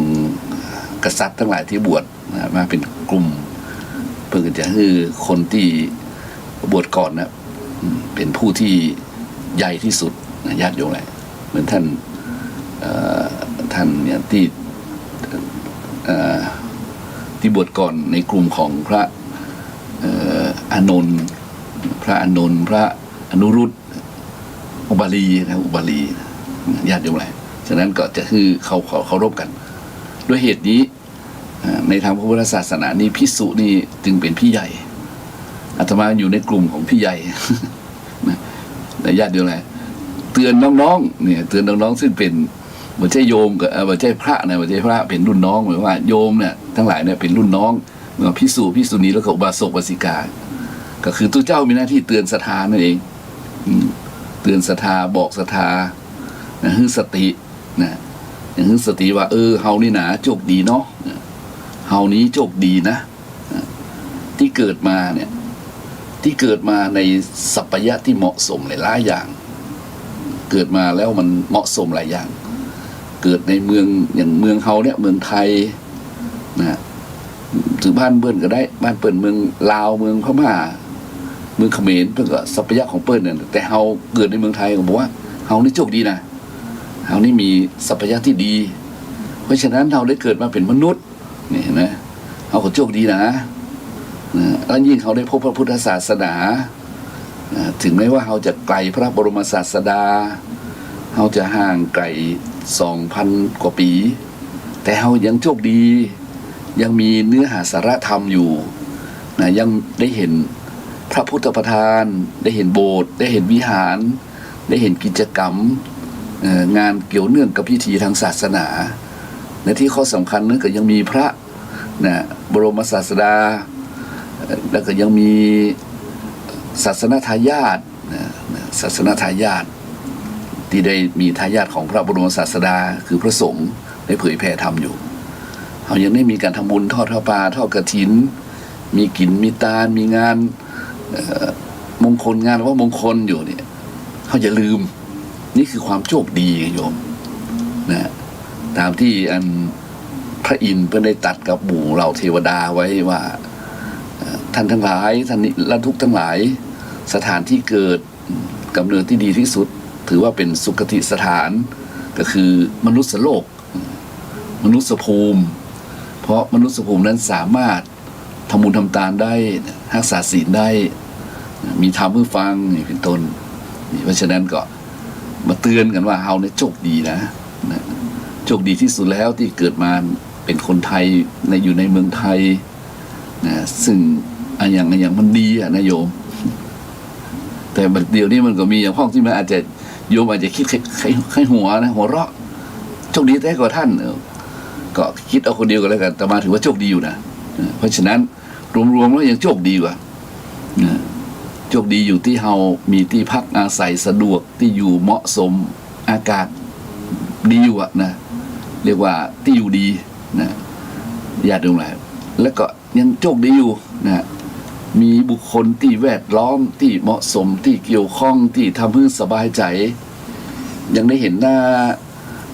พ่อหาแม่หน้าพ่อหน้าแม่หน้าครูบาอาจารย์ยังมีครูบาอาจารย์อยู่มีพระสงฆ์องค์เจ้าอยู่ก็ยังถือว่าดีเลยโยมหมูนะคนอื่นอาจจะเคยหัวแต่ว่าดีนะและก็ที่สำคัญคือเขายังโชคดีอยู่นะมีอาหารที่เหมาะที่ควรอยู่กับการบริโภคยังแบบเกิดทุพพิฆภัยรุนแรงเตื้อแล้วก็อันแถมอย่างนึงเป็นว่าเขายังมีธรรมะที่สัพพยะธรรมะที่ข้อปฏิบัติยังมีการได้ยินได้ฟังธรรมะอยู่นั่นเองนะอันนี้โดยรวมๆว่าเขายังโชคดีอยู่นะเพราะฉะนั้นเขาโชคดีเกิดมาเป็นคนเขาโชคดีได้ทำบุญทำกุศลเขาโชคดีได้อยู่กับผู้คนที่มีอัธยาศัยใจคอแบบไทยๆเนี่ยนะไทยแบบคนธรรมดาเนี่ยเขาบอกว่าถึงคนในวงการอย่างอื่นในเกี่ยวข้องอย่างอื่นเขาถือว่าเขาโชคดีนะเพราะฉะนั้นเราต้องมีสติ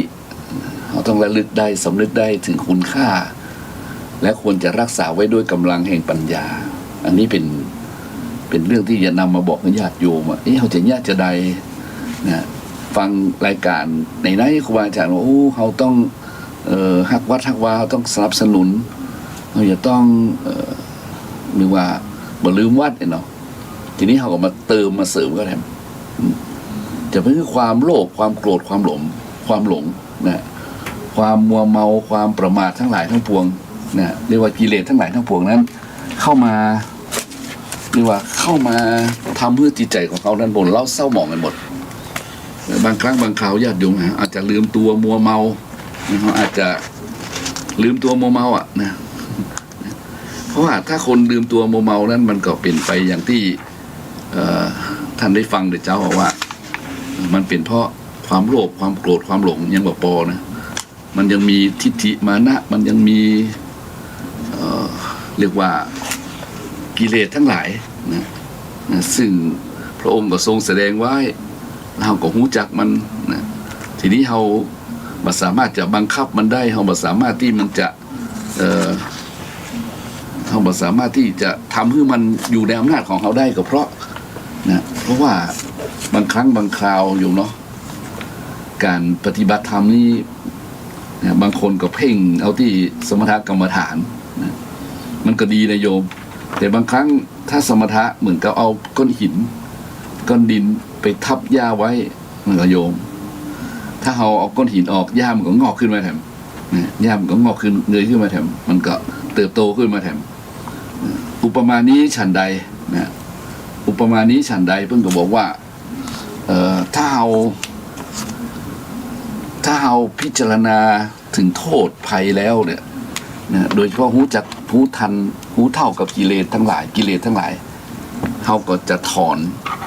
หญ้าออกไม่ใช่ว่าเอาบ่หินไปทับหญ้า ถอนได้ถึงรากถึงโคนเพราะฉะนั้นบุคคลที่รู้จักกิเลสและก็สามารถถอนกิเลสออกได้อุปมาเหมือนคนเจริญวิปัสสนากรรมฐานนะญาติโยมว่าวิปัสสนากรรมฐานนี้จะทำให้แจ้งนะโดยการตรึกตรองโดยการพิจารณาที่ว่าโยนิโสมนสิการนี่ที่กล่าวมานะว่าเรื่องใดนะควรที่จะให้มันสิ้นสุดลงไป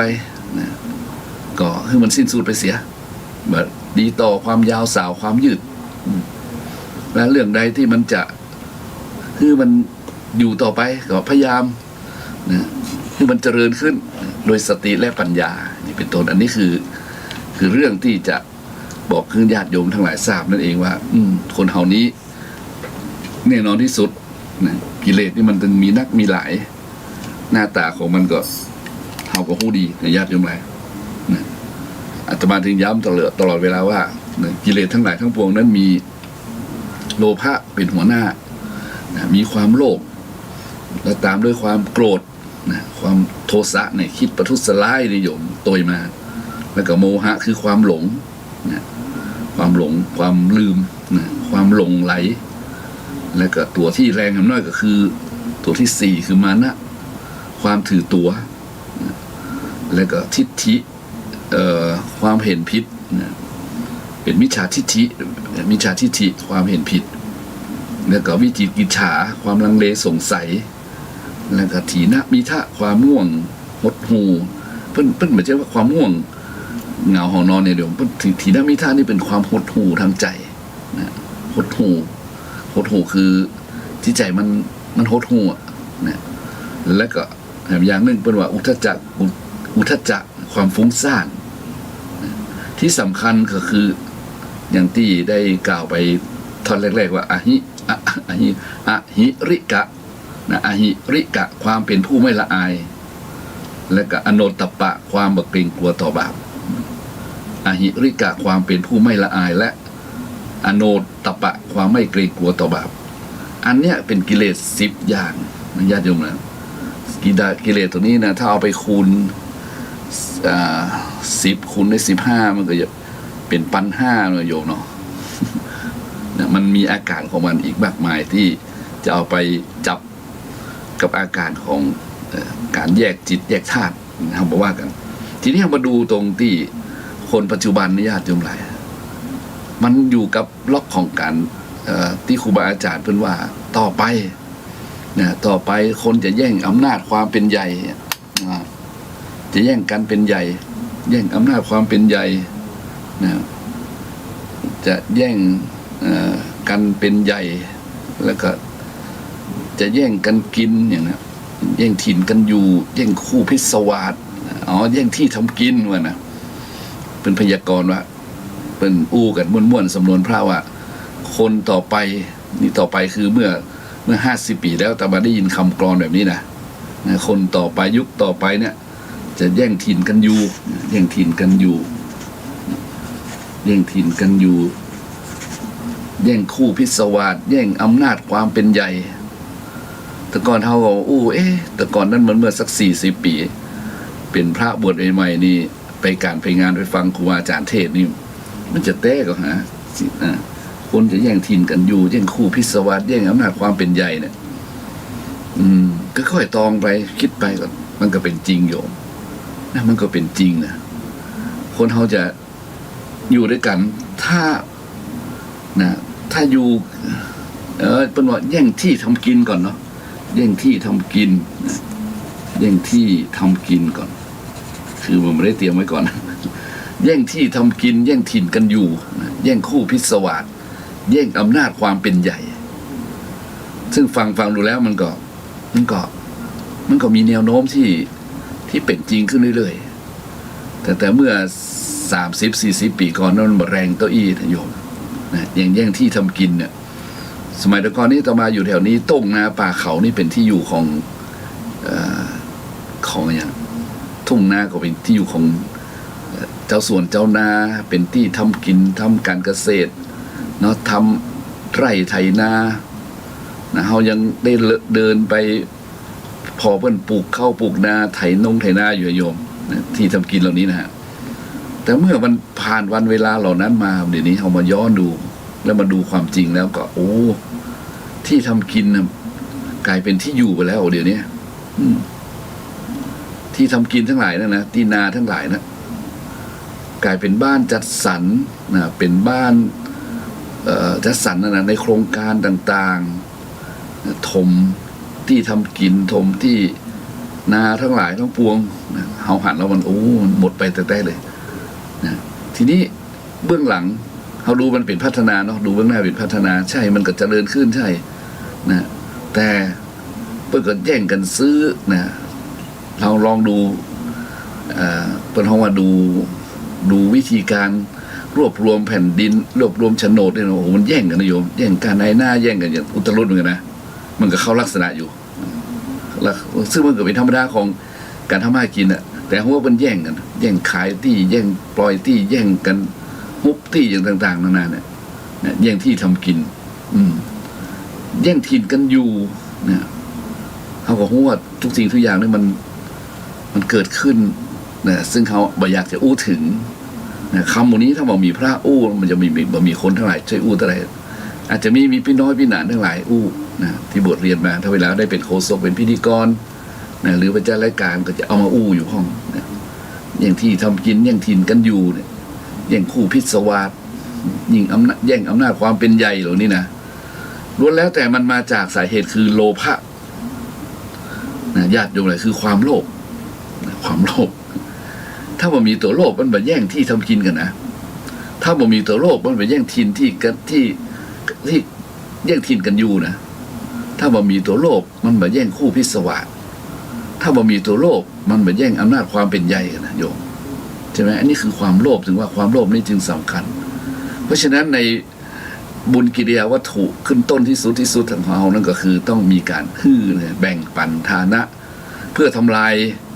เพื่อทำลายความโลภลงก่อนนะถ้าทำลายความโลภลงได้ก่อนนี่เพราะว่าความโลภนี่มันเป็นประการด่านแรกนะญาติทั้งหลายนะมันเป็นหัวหน้าที่นำมาซึ่งอย่างทั้งหลายทั้งปวงโลภอยากได้ของคนนั้นอยากได้ของคนอื่นนะฝืนกฎหมายเนี่ยบักเคารพกฎหมายนั่นก็โยมมันมาจากความโลภแล้วนะมาตรองดูนี่ถ้าความโลภมันเบาบางหรือว่ารู้จักควบคุมในห้องนะเพิ่งก็มีอุปไมยนะความโลภนี้เหมือนกับไฟนะความโลภนี้เหมือนกับไฟที่ลุกโชนนะอยู่ในเตาเลยนะเขาอย่างเข้าไปมันก็เป็นเชื้อไฟหมดเผาไหม้หมดเพราะฉะนั้นนะอยากจะให้ไฟในเตาลดความร้อนลงไปก็ต้องถอนหรือคือส่งเชื้อเข้าไปถอนฟืนหรือเอาน้ำพรมค่อยๆมันดับไปก่อนความที่มันบ่มีเชื้อมันก็จะค่อยๆลดความร้อนลดความแรงของไฟลงได้ผลที่สุดไฟก็จะมอดหายดับไปอุปมาเนี่ยเหมือนกับความโลภในกิเลสของเฮานะทั้งหลายที่อยู่ในใจเนี่ยถ้ามีโลภะแล้วเฮามีการควบคุมมันได้ควบคุมมันได้ก็คือหมายความว่าทูทันลงแล้วโลภไปแล้วก็เท่านั้นได้มาก็แล้วก็เท่านั้นอย่างใดก็เท่านั้นก็คือมันสามารถจะติดตามเอาข้ามภพข้ามชาติไปได้เพราะฉะนั้นถึงจะได้ก็รู้จักแบ่งปันนี่เห็นไหมแบ่งปันนี่ได้ก็ต่อมาเคยบอกให้โยมนะเขาต้องแบ่งกันใช้ให้กันกินเนี่ยมันจะทำลายความโลภแบ่งกันใช้ตะกี้เขาแย่งกันใช้นะแย่งกันที่ทำกินแย่งถิ่นกันอยู่นี่เขาแบ่งกันใช้เขามีนักเขาแบ่งนั่นก็โยมแบ่งปันให้กันใช้มันเป็นการลดความโลภมันเป็นการบะฮือเชื้อของความโลภนั้นปะทุขึ้นมาประดังประเดขึ้นมาฉะนั้นนี้สำคัญเพราะฉะนั้นเราอย่าต้องรู้จักมันว่ามันทำให้เราเดือดร้อนนะถ้าโลภมากมันถึงตายนะโลภมากก็เอาไว้ไม่ได้นะบางคนอุตส่าห์ญาติโยมว่าตั้งแต่เรียนมา เรียนมาก็เป็นเวลากี่ปีอะตั้งแต่ป .1 ถึงม .6 ก็6 ปีนะจากม .6 ไปเรียนมหาลัย4 ปี5 ปีเป็น11 ปีนั่นก็โยมที่ป.ตรีนะถ้าป.โทแถมก็เพิ่มขึ้นไปแถม14 ปีประมาณนั้นแล้วไปทำงานอยู่ว่ะทำงานจัดดีมีหน้ามีตานะมีเกียรติมีอย่างมากมายมีเงินมีทองแต่ความโลภมันมากเลยไปทุจริตคอร์รัปชันเนี่ยญาติโยมแล้วถ้าเพิ่นจับมาได้ก็บ่เป็นอย่างเตื้อถ้าจับได้เนี่ยเอาละโยมเขาจะเห็นกรณีนี้มาเขาก็สบายใจโอ้โหเสียดายเนาะคนเฮียนเก่งนะคนเฮียนเก่งแต่เฮียนมาตั้งแต่น้อยๆหันอยู่ไทม์ไลน์ออกมาอย่างเนี้ยนะจนที่สุดมาโหนั่งระดับหัวหน้าผู้บริหารมีงานทำอย่างสมศักดิ์ศรีผู้เรียนดีผู้มีความขยันผู้มีความอดทนพลาดท่าอยู่ว่าโดนความโลภเขาเล่นงานนะไปกับหมู่กับคณะก็ว่าโดยส่วนตัวก็เขาเห็นแล้วเขาว่ามันจะได้อย่างขึ้นมาเนี่ยมันก็โยมผลที่สุดมาก็ต้องออกจากการจากงานพักราชการก็นะตกกระป๋องไปตกอัพไปก็มีให้เห็นใช่ไหม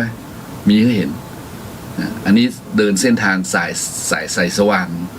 สุดท้ายมาเรียกว่าแจ้งมาแล้วก็มามืดวูบทีหลังกำเดียวนะก็ไม่ได้อย่างไปสักอย่างและบางคนก็ยังเป็นลงข่าวแล้วโยมเนาะนะที่เป็นจับบ่อนการพนันเพราะบ่อนการพนันนี่มันดังตอนที่มันทำให้โควิดระบาดเนี่ยนะก็เลยกวาดล้างเพราะโอ้เป็นจับเสียกันจับเนี่ยจับเสียนะโยมเนาะจับเสียที่เจ้าของบ่อนเนี่ยนะที่ทางระยองก็มีกรุงเทพก็มีเขาพอแล้วโหเงินทองมหาศาลอู้กันเป็น100 ล้านพันล้านผลที่สุดมาเมื่อโดนจับยับไปญาติโยมทรัพย์สมบัติทั้งหลายมันก็มาลายหายวับไปหมดเท่านั้นอย่าบอกมันก็ทำให้ตัวเองเดือดร้อนวุ่นวายลูกหลานภรรยาสามีครอบครัวโอ้มันกลายเป็นอย่างไรญาติโยมมันเป็นทำให้เป็นที่บาสง่างามในสังคมไม่ใช่เนาะอันนี้แหละมันมาจากความโลภมันแหละเรามาว่านะเพราะฉะนั้นก็ต้องรู้จักท่องปออย่าพ่องนะพออย่าพ่องพอทีได้ไหมนะพอทีได้ไหมถ้าพอทีได้นะอาตมาว่ามันจะถ้ามันพออย่าพ่องหรือมันยุดอย่าพ่องอย่างนี้อาตมาว่ามันจะทำให้เขานั้นอาจจะกลับกลายจากร้ายกลายเป็นดีก็ได้นะเหมือนองคุลิมานเนี่ยเนาะต้องยกท่านองคุลิมานนะโอ้พระเจ้าบอกว่าตอนที่พระเจ้าไปโปรดองคุลิมานนะองคุลิมานเป็นตะโกนหรอหยุดก่อนสมณะเนี่ยหยุดก็คือพอก่อนหยุดเดินอย่างนั้นเขาไล่กันมาตันพระพุทธเจ้าฉันหยุดแล้วแต่เธอที่ยังไม่หยุดนะเขาอย่ากรรมนั้นมาแผงด้วยก็ได้ว่าหยุดก็คือพอนะรู้จักหยุดนะรู้จักพอบ้างเพราะว่าวันเวลาก็ผ่านไปวัยเขาก็นักขึ้นเนี่ยเนื้อที่การให้อย่าใจอย่างมันก็น้อยลงเมื่อจะกินก็มันก็จะกินได้นักจะนอนก็นอนได้น้อยเดียวโยมนะนอนก็นอนน้อยเดียว6 ชั่วโมง7 ชั่วโมงเตียงกับเตียงหลังเดียวเนาะบางคนอาจจะผมมี3 หลัง 5 หลังมันก็นอนได้คำเดียวโยมนะเพราะฉะนั้นเราต้องคิดกินก็กินได้น้อยลงนอนก็นอนได้น้อยลงบางทีก็ยังต้องพะวงเรื่องสังขารเรื่องร่างกายว่าค่อยสบายแถมเป็นแต่ไข้แต่อย่างหัวผีเบาเกิดข้างในแล้วก็มันพิจารณาใจก็ไม่ใช่หัวม่วนนะต้องอยู่แบบระหวาดระแวงอยู่ว่าโอ้หยุดเหี่ยพ่องปอยพ่องถ้าอย่าดีนะถ้าอย่ามีความสุขหยุดได้พอได้ใจเป็นสุขนั่นแหละไม่ใช่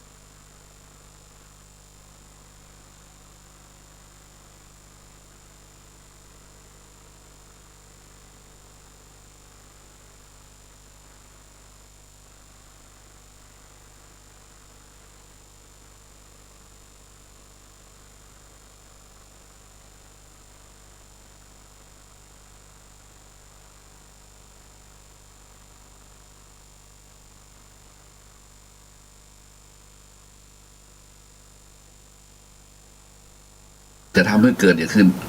อันนั้นแหละโยมมันจะแสดงอำนาจอารวาสไผ่คัดขวางนะไผ่คัดคอไผ่คัดใจไม่ก็โยมถ้าไผ่คัดคอคัดขวางคัดใจนี่ก็มันก็อยู่ด้วยกันไม่ได้อะใช่ไหมล่ะถ้าอยู่ด้วยกันไม่ได้ยังไงนี่แหละญาติตรงไหนมันเป็นเรื่องที่มาของปาณาติบาตไงนะสิ่งข้อที่หนึ่งก็ปวดหลักเนาะฆ่าเนี่ยเมื่อมันฆ่ามันไม่ใช่ฆ่าคนตายคนเดียวโยมคนที่ข้องเกี่ยวก็มีอยู่หรอกเพื่อนอาจจะมีภรรยาเพื่อนอาจจะมีสามีเพื่อนอาจจะมีบุตรธิดา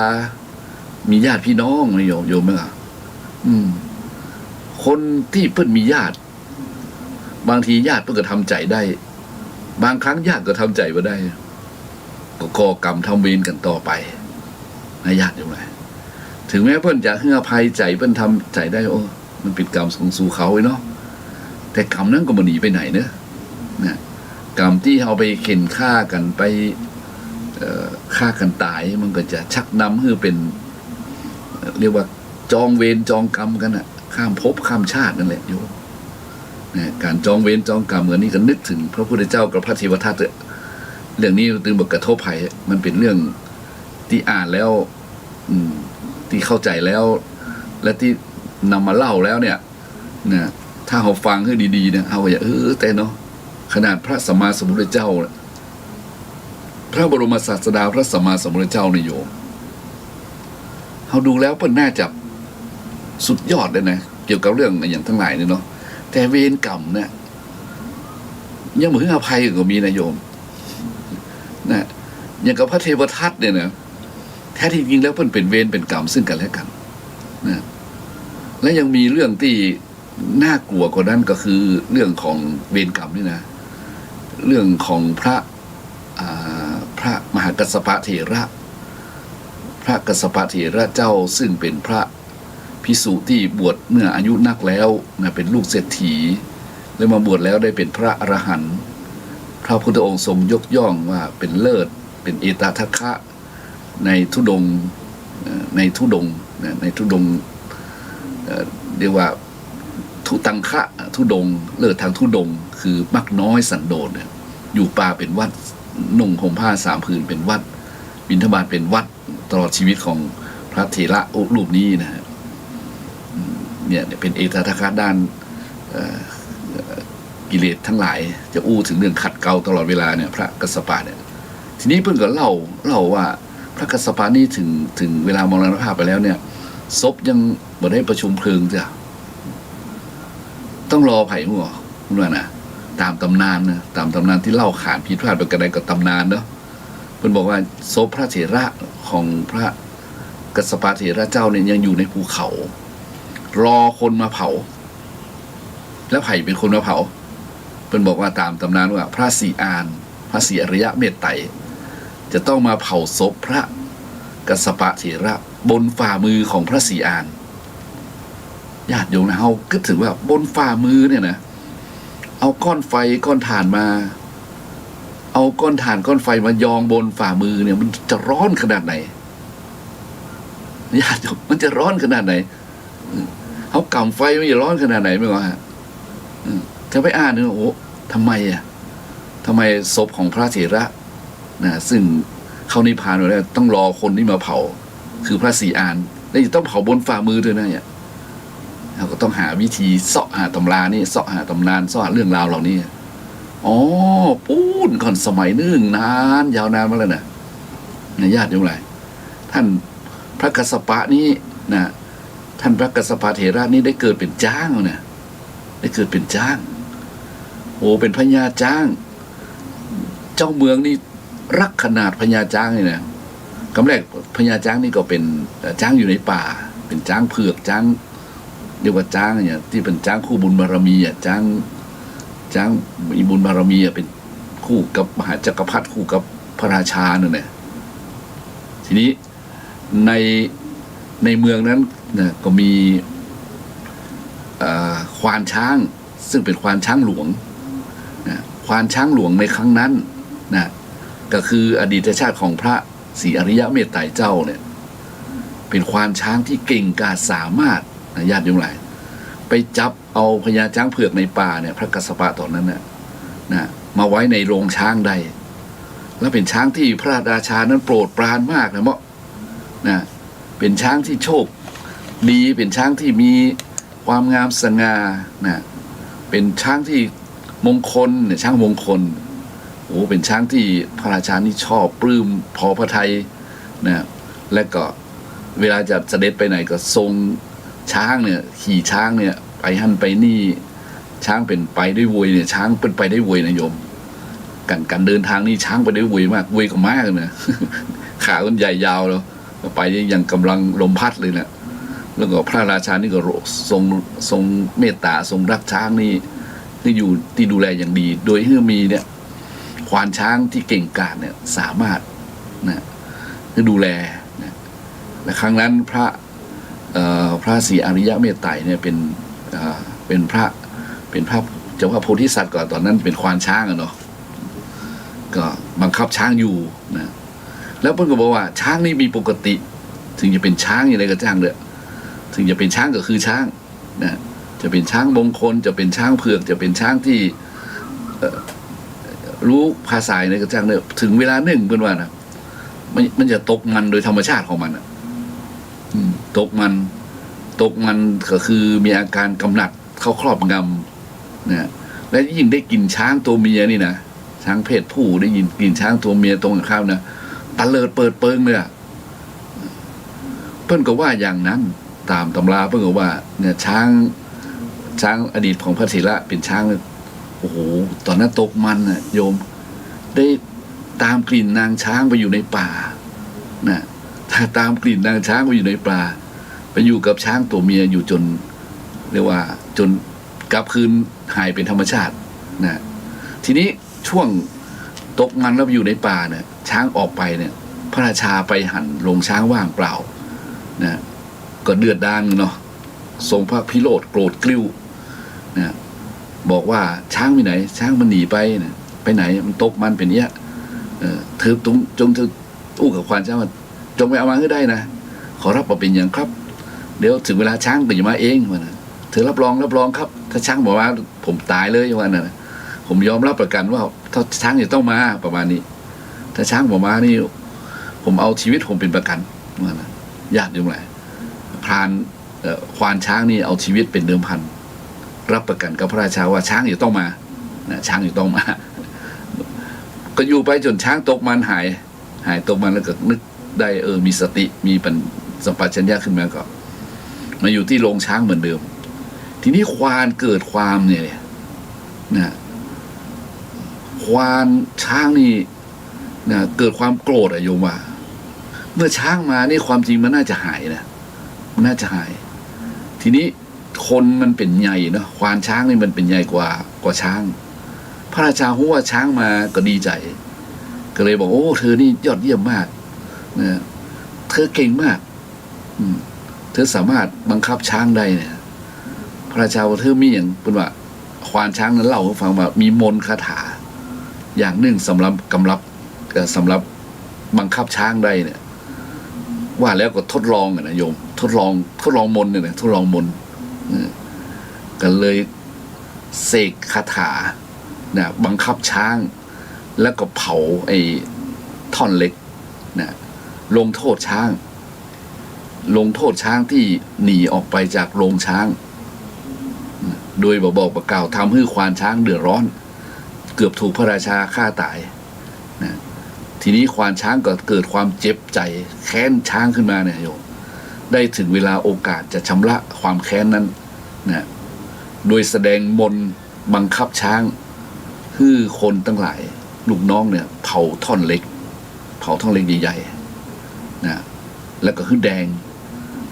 เอาไฟเผาเหล็กโชนแดงนั่นนะญาติโยมแล้วบังคับช้างด้วยเครื่องบังคับคือเอางวงเนื้อสดๆเนี่ยงวงช้างเป็นเนี่ยไปยกเหล็กแดงเนี่ยอยู่ว่าเหล็กแดงที่ถูกเผาไฟเนี่ยไฟกำลังลุกโชนนะเท่าจะว่าช้างยังมาหนีช้างยังมาอารวาสมันบอกถูกมนต์บังคับ บังคับกันด้วยมนนะมนตรึงไว้ช้างแล้วก็นะเอางวงกอดรัดเล็กแดงๆเนี่ยยกขึ้นอยู่ทีนี้ไฟมันร้อนแรงขนาดไหนช้างมันพยายามขนาดไหนมันก็บอกปล่อยคนบังคับกับบังคับญาติโยมคิดดูเลยครับเพิ่นบอกว่าจนช้างนั้นตายเลยช้างนั้นตายเลยโยมนะถูกบังคับด้วยมนนะควานช้างในครั้งนั้นนะกับช้างครั้งนั้นเมื่อถึงช้างถึงการแตกดับไปก่อนช้างตายไปก็ไปตามสภาวะผลที่สุดช้างนั้นเกิดมาเป็นพระกัสสปะทีละไงนะมาเป็นพระกัสสปะนี่ทีนี้ในควานช้างนั่นดิเนี่ยญาติโยมไรเนี่ยในควานช้างนั่นแหละที่ทำด้วยความโกรธทำด้วยความเรียกว่าต้องการความอย่างแล้วแต่นั่นแหะเป็นใหญ่ก็ต้องการเห็นอำนาจโกรธช้างที่หนีออกไปไปตกนรกหมกไหม้อยู่เป็นเมื่อนะญาติโยมไรเวียนว่ายตายเกิดเพราะแล้วเพิ่งก็บอกว่าเนี่ยพระกัสสปะเนี่ยมีกรรมกับท่านพระอริยเมตไตรเจ้านะจะเป็นอย่างใดจริงเท็จอย่างใดก็ตามตำราเป็นว่านิทานเป็นเล่าเนาะบางอาจว่าพระพุทธเจ้ามีกรรมอย่างนั้นแต่ในวิวัฏฏะนี่มันความเป็นไปได้มันจะมีนะคือการเวียนว่ายแต่เกิดคนเฮานี่บางทีพระพุทธองค์ก็ทรงเล่าแล้วว่าแม้แต่พระองค์เองอ่ะบางครั้งก็เกิดมาเป็นราชาเป็นเศรษฐีบางทีก็เป็นคนทุกข์คนจนนะเป็นคนลำบากยากเข็ญหาเจ้ากินค่ำหาค่ำกินเจ้าก็เหมือนกันจะทำบุญทำทานบางทียังบ่มีเลยบ่มีตังค์จะทำบุญทำทานเลยนะต้องเอาภรรยาไปแลกเพื่อได้เงินมาทำบุญก็มีนะญาติเรื่องไรเพราะฉะนั้นบางครั้งความเป็นไปได้เนี่ยเราก็นึกว่ามันน่าจะเป็นเนาะแต่เรามาดูเบื้องสุดท้ายเนี่ยที่พระพุทธเจ้าเล่ามาเนี่ยมันแบบมักจะบอกพลาดเรื่องกรรมเรื่องเวรเพราะฉะนั้นเรื่องของท่านมหากัสสปะกับพระศรีอริยเมตไตรเนี่ยเราก็ต้องคิดว่าเขาได้ฟังนิทานม้วนๆกันแล้วกันซึ่งมันเป็นอจินไตรนะเรื่องนี้มันยากอยู่ไหมมันเป็นสิ่งที่ยากมากที่จะรับรองนะเขาต้องมาอยู่ในสภาวะพุ่นก็เกิดมาร่วมกับพระพุทธเจ้าองค์ใหม่พระศรีอริยเมตไตรพุ่นนะครับถ้ามีบุญวาสนาก็จะเห็นเนี่ยการอโหสิกรรมกันเนี่ยญาติโยมหลายโหนี่มันอู้เดี๋ยวมันขนลุกเนาะมันยิ่งใหญ่เกินไปแต่มีตำราอ่านนะมีทานเรื่องนี้อ่านค้นดูด้วยญาติโยมหลายจะมากระจำได้แบบเนี้ยโครงสร้างไว้แบบนี้ว่าเปิ้ลมีกรรมเท่ากันนั้นกรรมนี้มันจึงแรงไงเพราะฉะนั้นเราบอกว่าถ้าใครฆ่ากันเนี่ยมันจะติดตามข้ามภพข้ามชาติเปิ้ลเขียนบอกไว้ไงว่าแสงสว่างอื่นใดในอากาศเนี่ยไม่โอภาสสว่างเท่าพระจันทร์ตะวันฉาย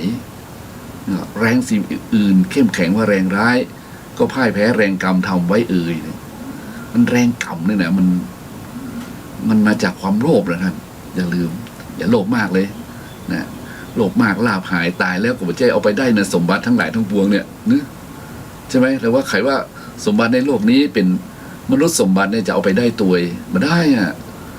ตั้งแต่ไหนแต่ไรมาแล้วตั้งแต่คนอยู่ในโลกนี้ต้นมาแล้วนะเป็นกี่หมื่นกี่แสนล้านปีว่าพระเจ้าตรัสรู้ยี่องค์ละมั่วนะทรัพย์สมบัติสิ่งของเงินทองประดามีทั้งหลายอันที่เป็นแก้วแหวนเงินทองสิ่งของทั้งหลายทรัพย์สมบัติที่ดินที่บ้านที่สวนอย่างตั้งหลายทั้งปวงเนี่ยมันก็อยู่ในโลกมนุษย์นี่หมดนะครับมันก็เอาไปบ่ได้นะมันเกิดเหลือแต่บาปบุญคุณโทษเพราะฉะนั้นถ้ารู้จักบาปบุญคุณโทษแล้วก็ทำประโยชน์ดีกว่านะรู้จักบาปบุญคุณโทษแล้วก็สำนึกถึงบาปบุญคุณโทษโอ้เขาโชคดีแต่นะรู้จักบาปบุญคุณโทษโอ้เขานี่โชคดีเนาะที่ปีไอ้ของเขานี่อุตส่าห์มาบอกมากล่าวมาตักมาเตือนเนี่ยพระครูบาอาจารย์ทั้งหลายซึ่งเป็นปีเขาทั้งหลายเนี่ยมาบอกให้น้องๆอุบาสกอุบาสิกาทั้งหลายเนี่ยเนาะทรัพย์สมบัติสิ่งของเงินทองทั้งหลายพอตายแล้วก็เหลือสักนิดบัติดสักน้อยบ่ห้อยตัวไปคนมีปัญญาไว้ก็รักษาใจไว้อย่าเมื่อโลภมากเกินไปถ้าโลภบ่ได้ถ้าประคับใจอย่าไปโคตรนะเพื่อยินดีในสิ่งที่ตนได้พอใจในสิ่งที่ตนมีมันก็ทำอย่างว่าได้แล้วก็ทำใจ โยมเนี่ยทำอย่างไรทำอย่างไรก็ทำใจเนี่ยทำใจรู้จักปอยเนี่ยแบ่งกันใช้ให้กันกินมีศีลมีธรรมนำสุขมาให้นะแบ่งกันใช้ให้ทีนี้สำคัญนะแบ่งกันใช้ให้กันกินนี่มันจะได้ไม่ต้องมาแย่ง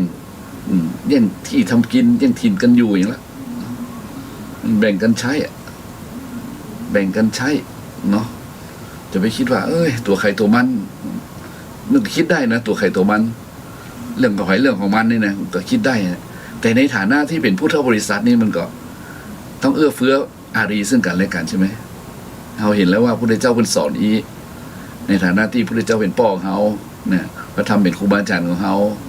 นะพระสงฆ์เป็นพี่ของเขาเป็นอ้ายของเขาพี่หูสองน้องหูหนึ่งเนาะเพิ่นมาบอกเขาก็ยินดีนิโยมยินดีนะเขาโชคดีนะเขาโชคดีที่สุดแล้วที่เกิดมาในประเทศที่บริบูรณ์มีที่พักอาศัยเขายังมีลมโชยไปโชยมาที่หายใจต้องตื่นขึ้นมาเจอพายุหิมะน้ำแข็งเนี่ยโยมโลกมันกำลังเดือดร้อนวุ่นวายเรื่องนี้นะน้ำแข็งกำลังละลายเนี่ยหิมะกำลังลงฝนก็จะตกเขายังโชคดีไฟก็บ่ไหม้แผ่นดินเขาก็ยังเย็นอยู่แล้วก็มาเป็นน้ำแข็งเตื้อนี่โยมเขาโชคดีเพราะฉะนั้นจะโชคดีถ้าเหมือนเมื่อใดเขาก็โมโหเพราะว่าเดี๋ยวนี้อัตราโลกร้อนนี่มันทำให้น้ำแข็งทางที่เราเห็นข่าวเนาะน้ำแข็งที่อินเดียเนี่ยมันละลายมันไม่ใช่ละลายน้อยๆนะท่านโอ้โหมันเยอะมันมากแล้วมันก็จะทำให้น้ำทะเลสูงขึ้นมามันจะทำให้อากาศเพี้ยนนะลมจะแรงฝนจะแรงมันผสมดุลกันอากาศมันจะผสมดุลกันแผ่นดินอาจจะไหวนั่นก็โยมภูเขาไฟอาจจะระเบิดเนี่ยดังนั้นเราจะต้องพยายามเนี่ยทำดีไว้ก่อนเนี่ยทำดีกับแบบที่ว่ามาเนี่ยรู้จักความโลภเนี่ยรู้จักความโกรธเนี่ยพยายามควบคุมความโลภความโกรธให้มันลงขึ้นได้นะให้มันลงได้ขึ้นได้นะจะไปให้มันขึ้นถ้ามันขึ้นแล้วมันจะเอายากความโลภมันขึ้นสูงเอายากเอาลงยากความโกรธมันขึ้นสูงเอาลงยากไม่ก็โยมความโลภความโกรธมันขึ้นสูงเอาลงยากมากต้องใช้สติปัญญาแถมมากทีเดียวนะเพราะฉะนั้นต้องฝึกสติตั้งแบบนี้เป็นต้นไปฝึกยังไงฝึกสติอาตมาว่านะอานาปานสตินะดีที่สุดสำหรับอาตมาเด้อและกรรมฐานนะดีที่สุดจะสายไหนก็ได้จะวิธีการไหนก็ได้แต่มาบอกว่าอาตมานี่ชอบอานาปานสติมีสติหายใจเขาลึกๆนะโยมพุทโธเนี่ยสายนี้ม่วนนะจะว่าเป็นสายเนี่ยก็ได้คือเขาว่าเจริญอนุสติมันมีตั้ง10 อย่างเนี่ยสติเนี่ยแต่ในขั้นมันก็มีอานาปานสติเนี่ยซึ่งสามารถทำให้เขามีสติได้ทันความโลภนะได้ทันความโกรธซึ่งมันเป็นจริงนะมันเป็นจริง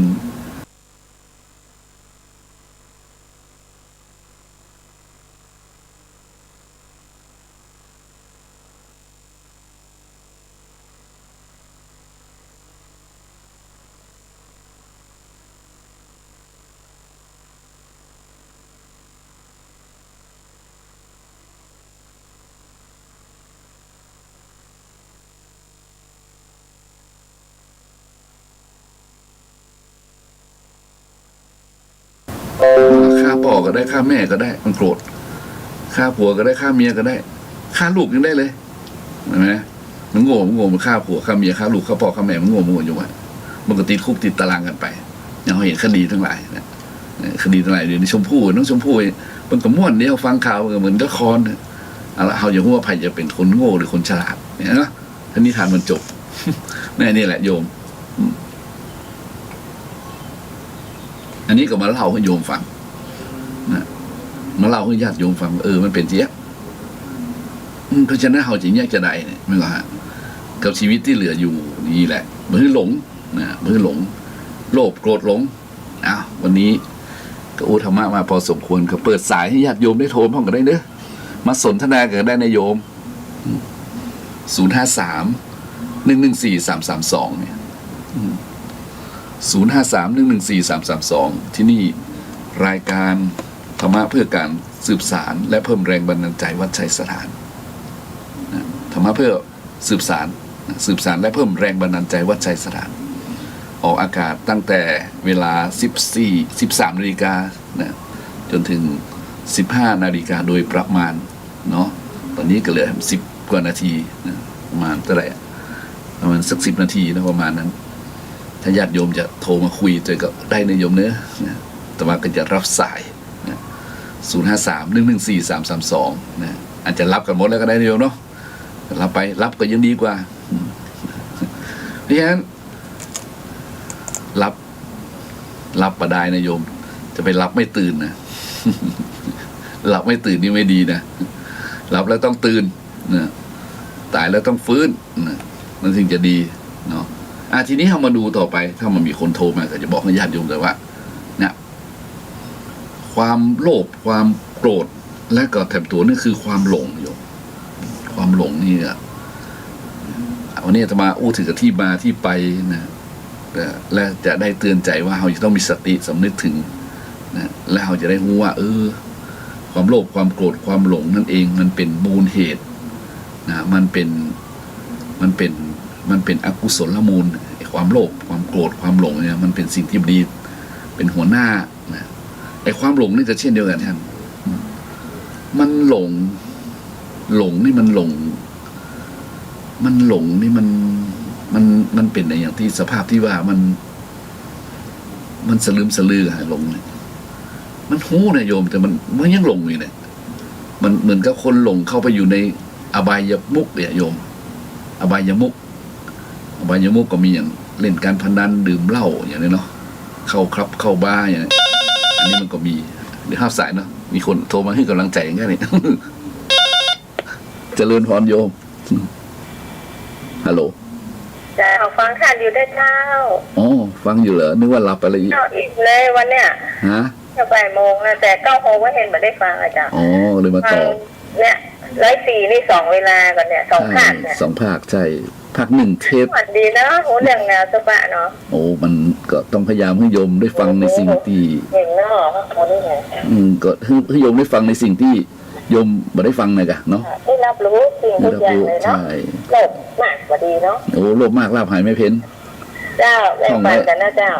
ได้ต้องแบ่งปันไม่เพ้นนะไปแบ่งปันกับตุ๊ปี้เขาทั้งหลายดีมากโมทนาสาธุเดือนก่อนได้2 ปานนี้จะแบ่งปันตั้งตู้เขาดีละสาธุสาธุเจ้าดีแล้วไม่เป็นสาธุฮะก็อนุโมทนากับแม่เพ็ญจันปูทาเนาะคำปูทาแม่เพ็ญโทรมาเนาะแม่จันเพ็ญคำปูทาไปแม่เพ็ญนี่เพิ่นชอบอัดเสียงไว้ชอบทำบุญทำทานก็ทำให้โยมแม่เพ็ญญาติโยมหลายเนาะอาตมาอาจจะจำชื่อโยมทั้งหลายมาได้อะนะมาแม่นในเรื่องชื่อแต่หันหน้าที่ทุจักกะเนี่ยชื่อเยอะเกินไว้กับเนาะมันแบบเป็นคนเป็นว่าเอตทัคคะความจำเป็นเลิศอย่างพระอานนท์เนี่ยเอตทัคคะนี่มันจำแม่นมากพระสูตรบทใดที่พระเจ้าบุตรเตศไว้มันได้หมดเนี่ยอันนั้นต้องยอมเป็นอย่างมานี่ชื่อคนสัก100 คนนี่จำไม่ได้ขนาดนักเรียนในนี้นะเจอกันทุกวันเนี่ยชื่ออย่างก็เนี่ยมันนักเกินญาติโยมบางทีก็ต้องขออภัยทีนี้เรามาดูอย่างไม่เพลินโทรมากระดีไม่เพลินเด้อโยมโทรมากระดีตัวนะ053-114-332ตอนนี้จะมาอยู่คลื่น104.5วัดไฟหินนะตอนนั้นชั่วโมงแรกก็ไปพระนอนอย่างก่อนบ่ายโมงถึงบ่าย2นี่ไปแวะพระนอนมาอย่างว่านะตอนบ่าย2แวะพระนอนเรียบร้อยแล้วก็เติมพลังเรียบร้อยแล้วก็มาธรรมะให้ญาติโยมฟังวันนี้ไปไก่เรื่องกฎแห่งกรรมปุ้นพระเจ้าพระศรีอริยเมตไตรนะพระพุทธองค์เกิดเป็นควานช้างอย่างว่านะแล้วมีกรรมกับท่านกัสสปะซึ่งเกิดเป็นจ้างทำร้ายกันจนตายถึงแม้ว่าจ้างอาจจะมาจองเวรอาจจะมาเคยเป็นพระอรหันต์นะแต่วิธีของมันวิธีกรรมของมันนี่มันบาละมันแบบปล่อยวางตามตำนานบอกว่าต้องรอพระกัสสปะยังมีกรรมอยู่ต้องรอพระศรีอริยเมตไตรมาเผาศพเผาสรีระร่างกายต้องเผาบนฝ่ามือด้วยเนี่ยอันนี้มาย้ำให้ฟังนะนิทานเรื่องนี้มันสอนไว้เป็นตำนานเป็นชาดกเป็นอย่างแล้วแต่ นะถ้าใครค้นเจออ่านเจอมันพิสดารกว่านี้ก็เอามาเล่ากันม่วนดีนะครับ เพื่อที่จะให้เห็นภัยในการที่จะฆ่ากันตายขาดพยาบาทกันมันบัดีอะนะมันเป็นสิ่งที่ชั่วร้ายนะ ชั่วร้าย เพราะฉะนั้นก็พยายามอันนี้ใส่กันนะโยมเนาะเจริญพรโยม ไม่แต่เจ้าจะรู้มารับรู้ฟังกะ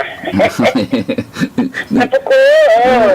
ฟังอยู่รู้จังสันตายเพื่อนฟังอยู่ไม่ได้รับมันถึงเวลานี่มันนอกจากเวลาพักเนาะกินข้าวแล้วมันดึงตาไข่หม่อยอันนี้เนี่ยการอยู่ดูมาได้รับมันมีงานทำเนาะเจ้าอันนี้แค่เย็บผ้าเย็บผ้าดีม่วนเย็บผ้าดีม่วนอยู่ม่วนนะบางตุลุงหันนะถ้าพระครูหันแล้วกี่คนแล้วตีอันนั้นอ่ะตีมันลายตีกับทำบุญอ่ะหันแล้วไม่ใช่เท่าจะแกอย่างรู้ใครจะมาเข้าเท่าแล้วเขาต้องมาตรวจเท่าไปก่อนตัวเท่าแล้วลุงแล้วเหรอประมาณน่ะเท่าแล้วดีเนาะเสียงนุ่มๆอ่ะเอาเสียงเป็นเพื่อนญาติโยมเนาะเจ้าเจ้านี่แต่ภาษาเสียงเจ้าเท่าขนาดใช่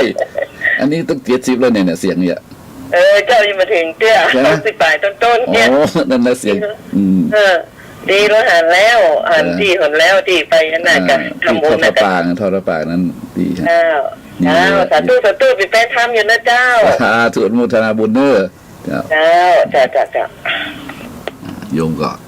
ปวดตะมาง่อมก็โทรมาก็ได้ฮะเพราะว่ามันท้ายๆรายการนี่ก็เปิดนิดหน่อยตอนนี้ก็เหลือสัก3-4 นาทีนะโยมเนาะก็ถือว่า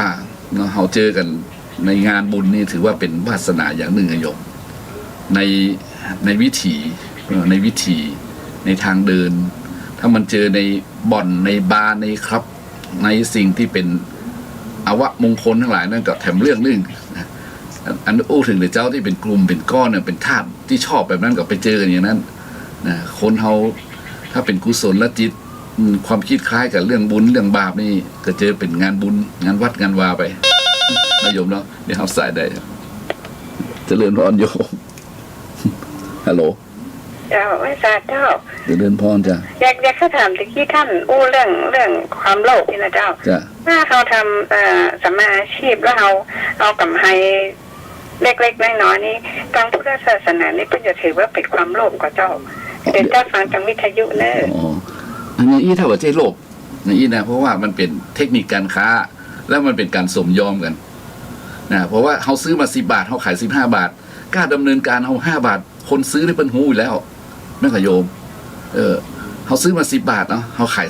20โอ้อย่างแป้งยังขาย20ก่อนโอ้กล้าดำเนินการนะกล้าภาชนะที่ใส่นะเนี่ยกล้าเก็บไว้นะเขาบอกแป้งนะ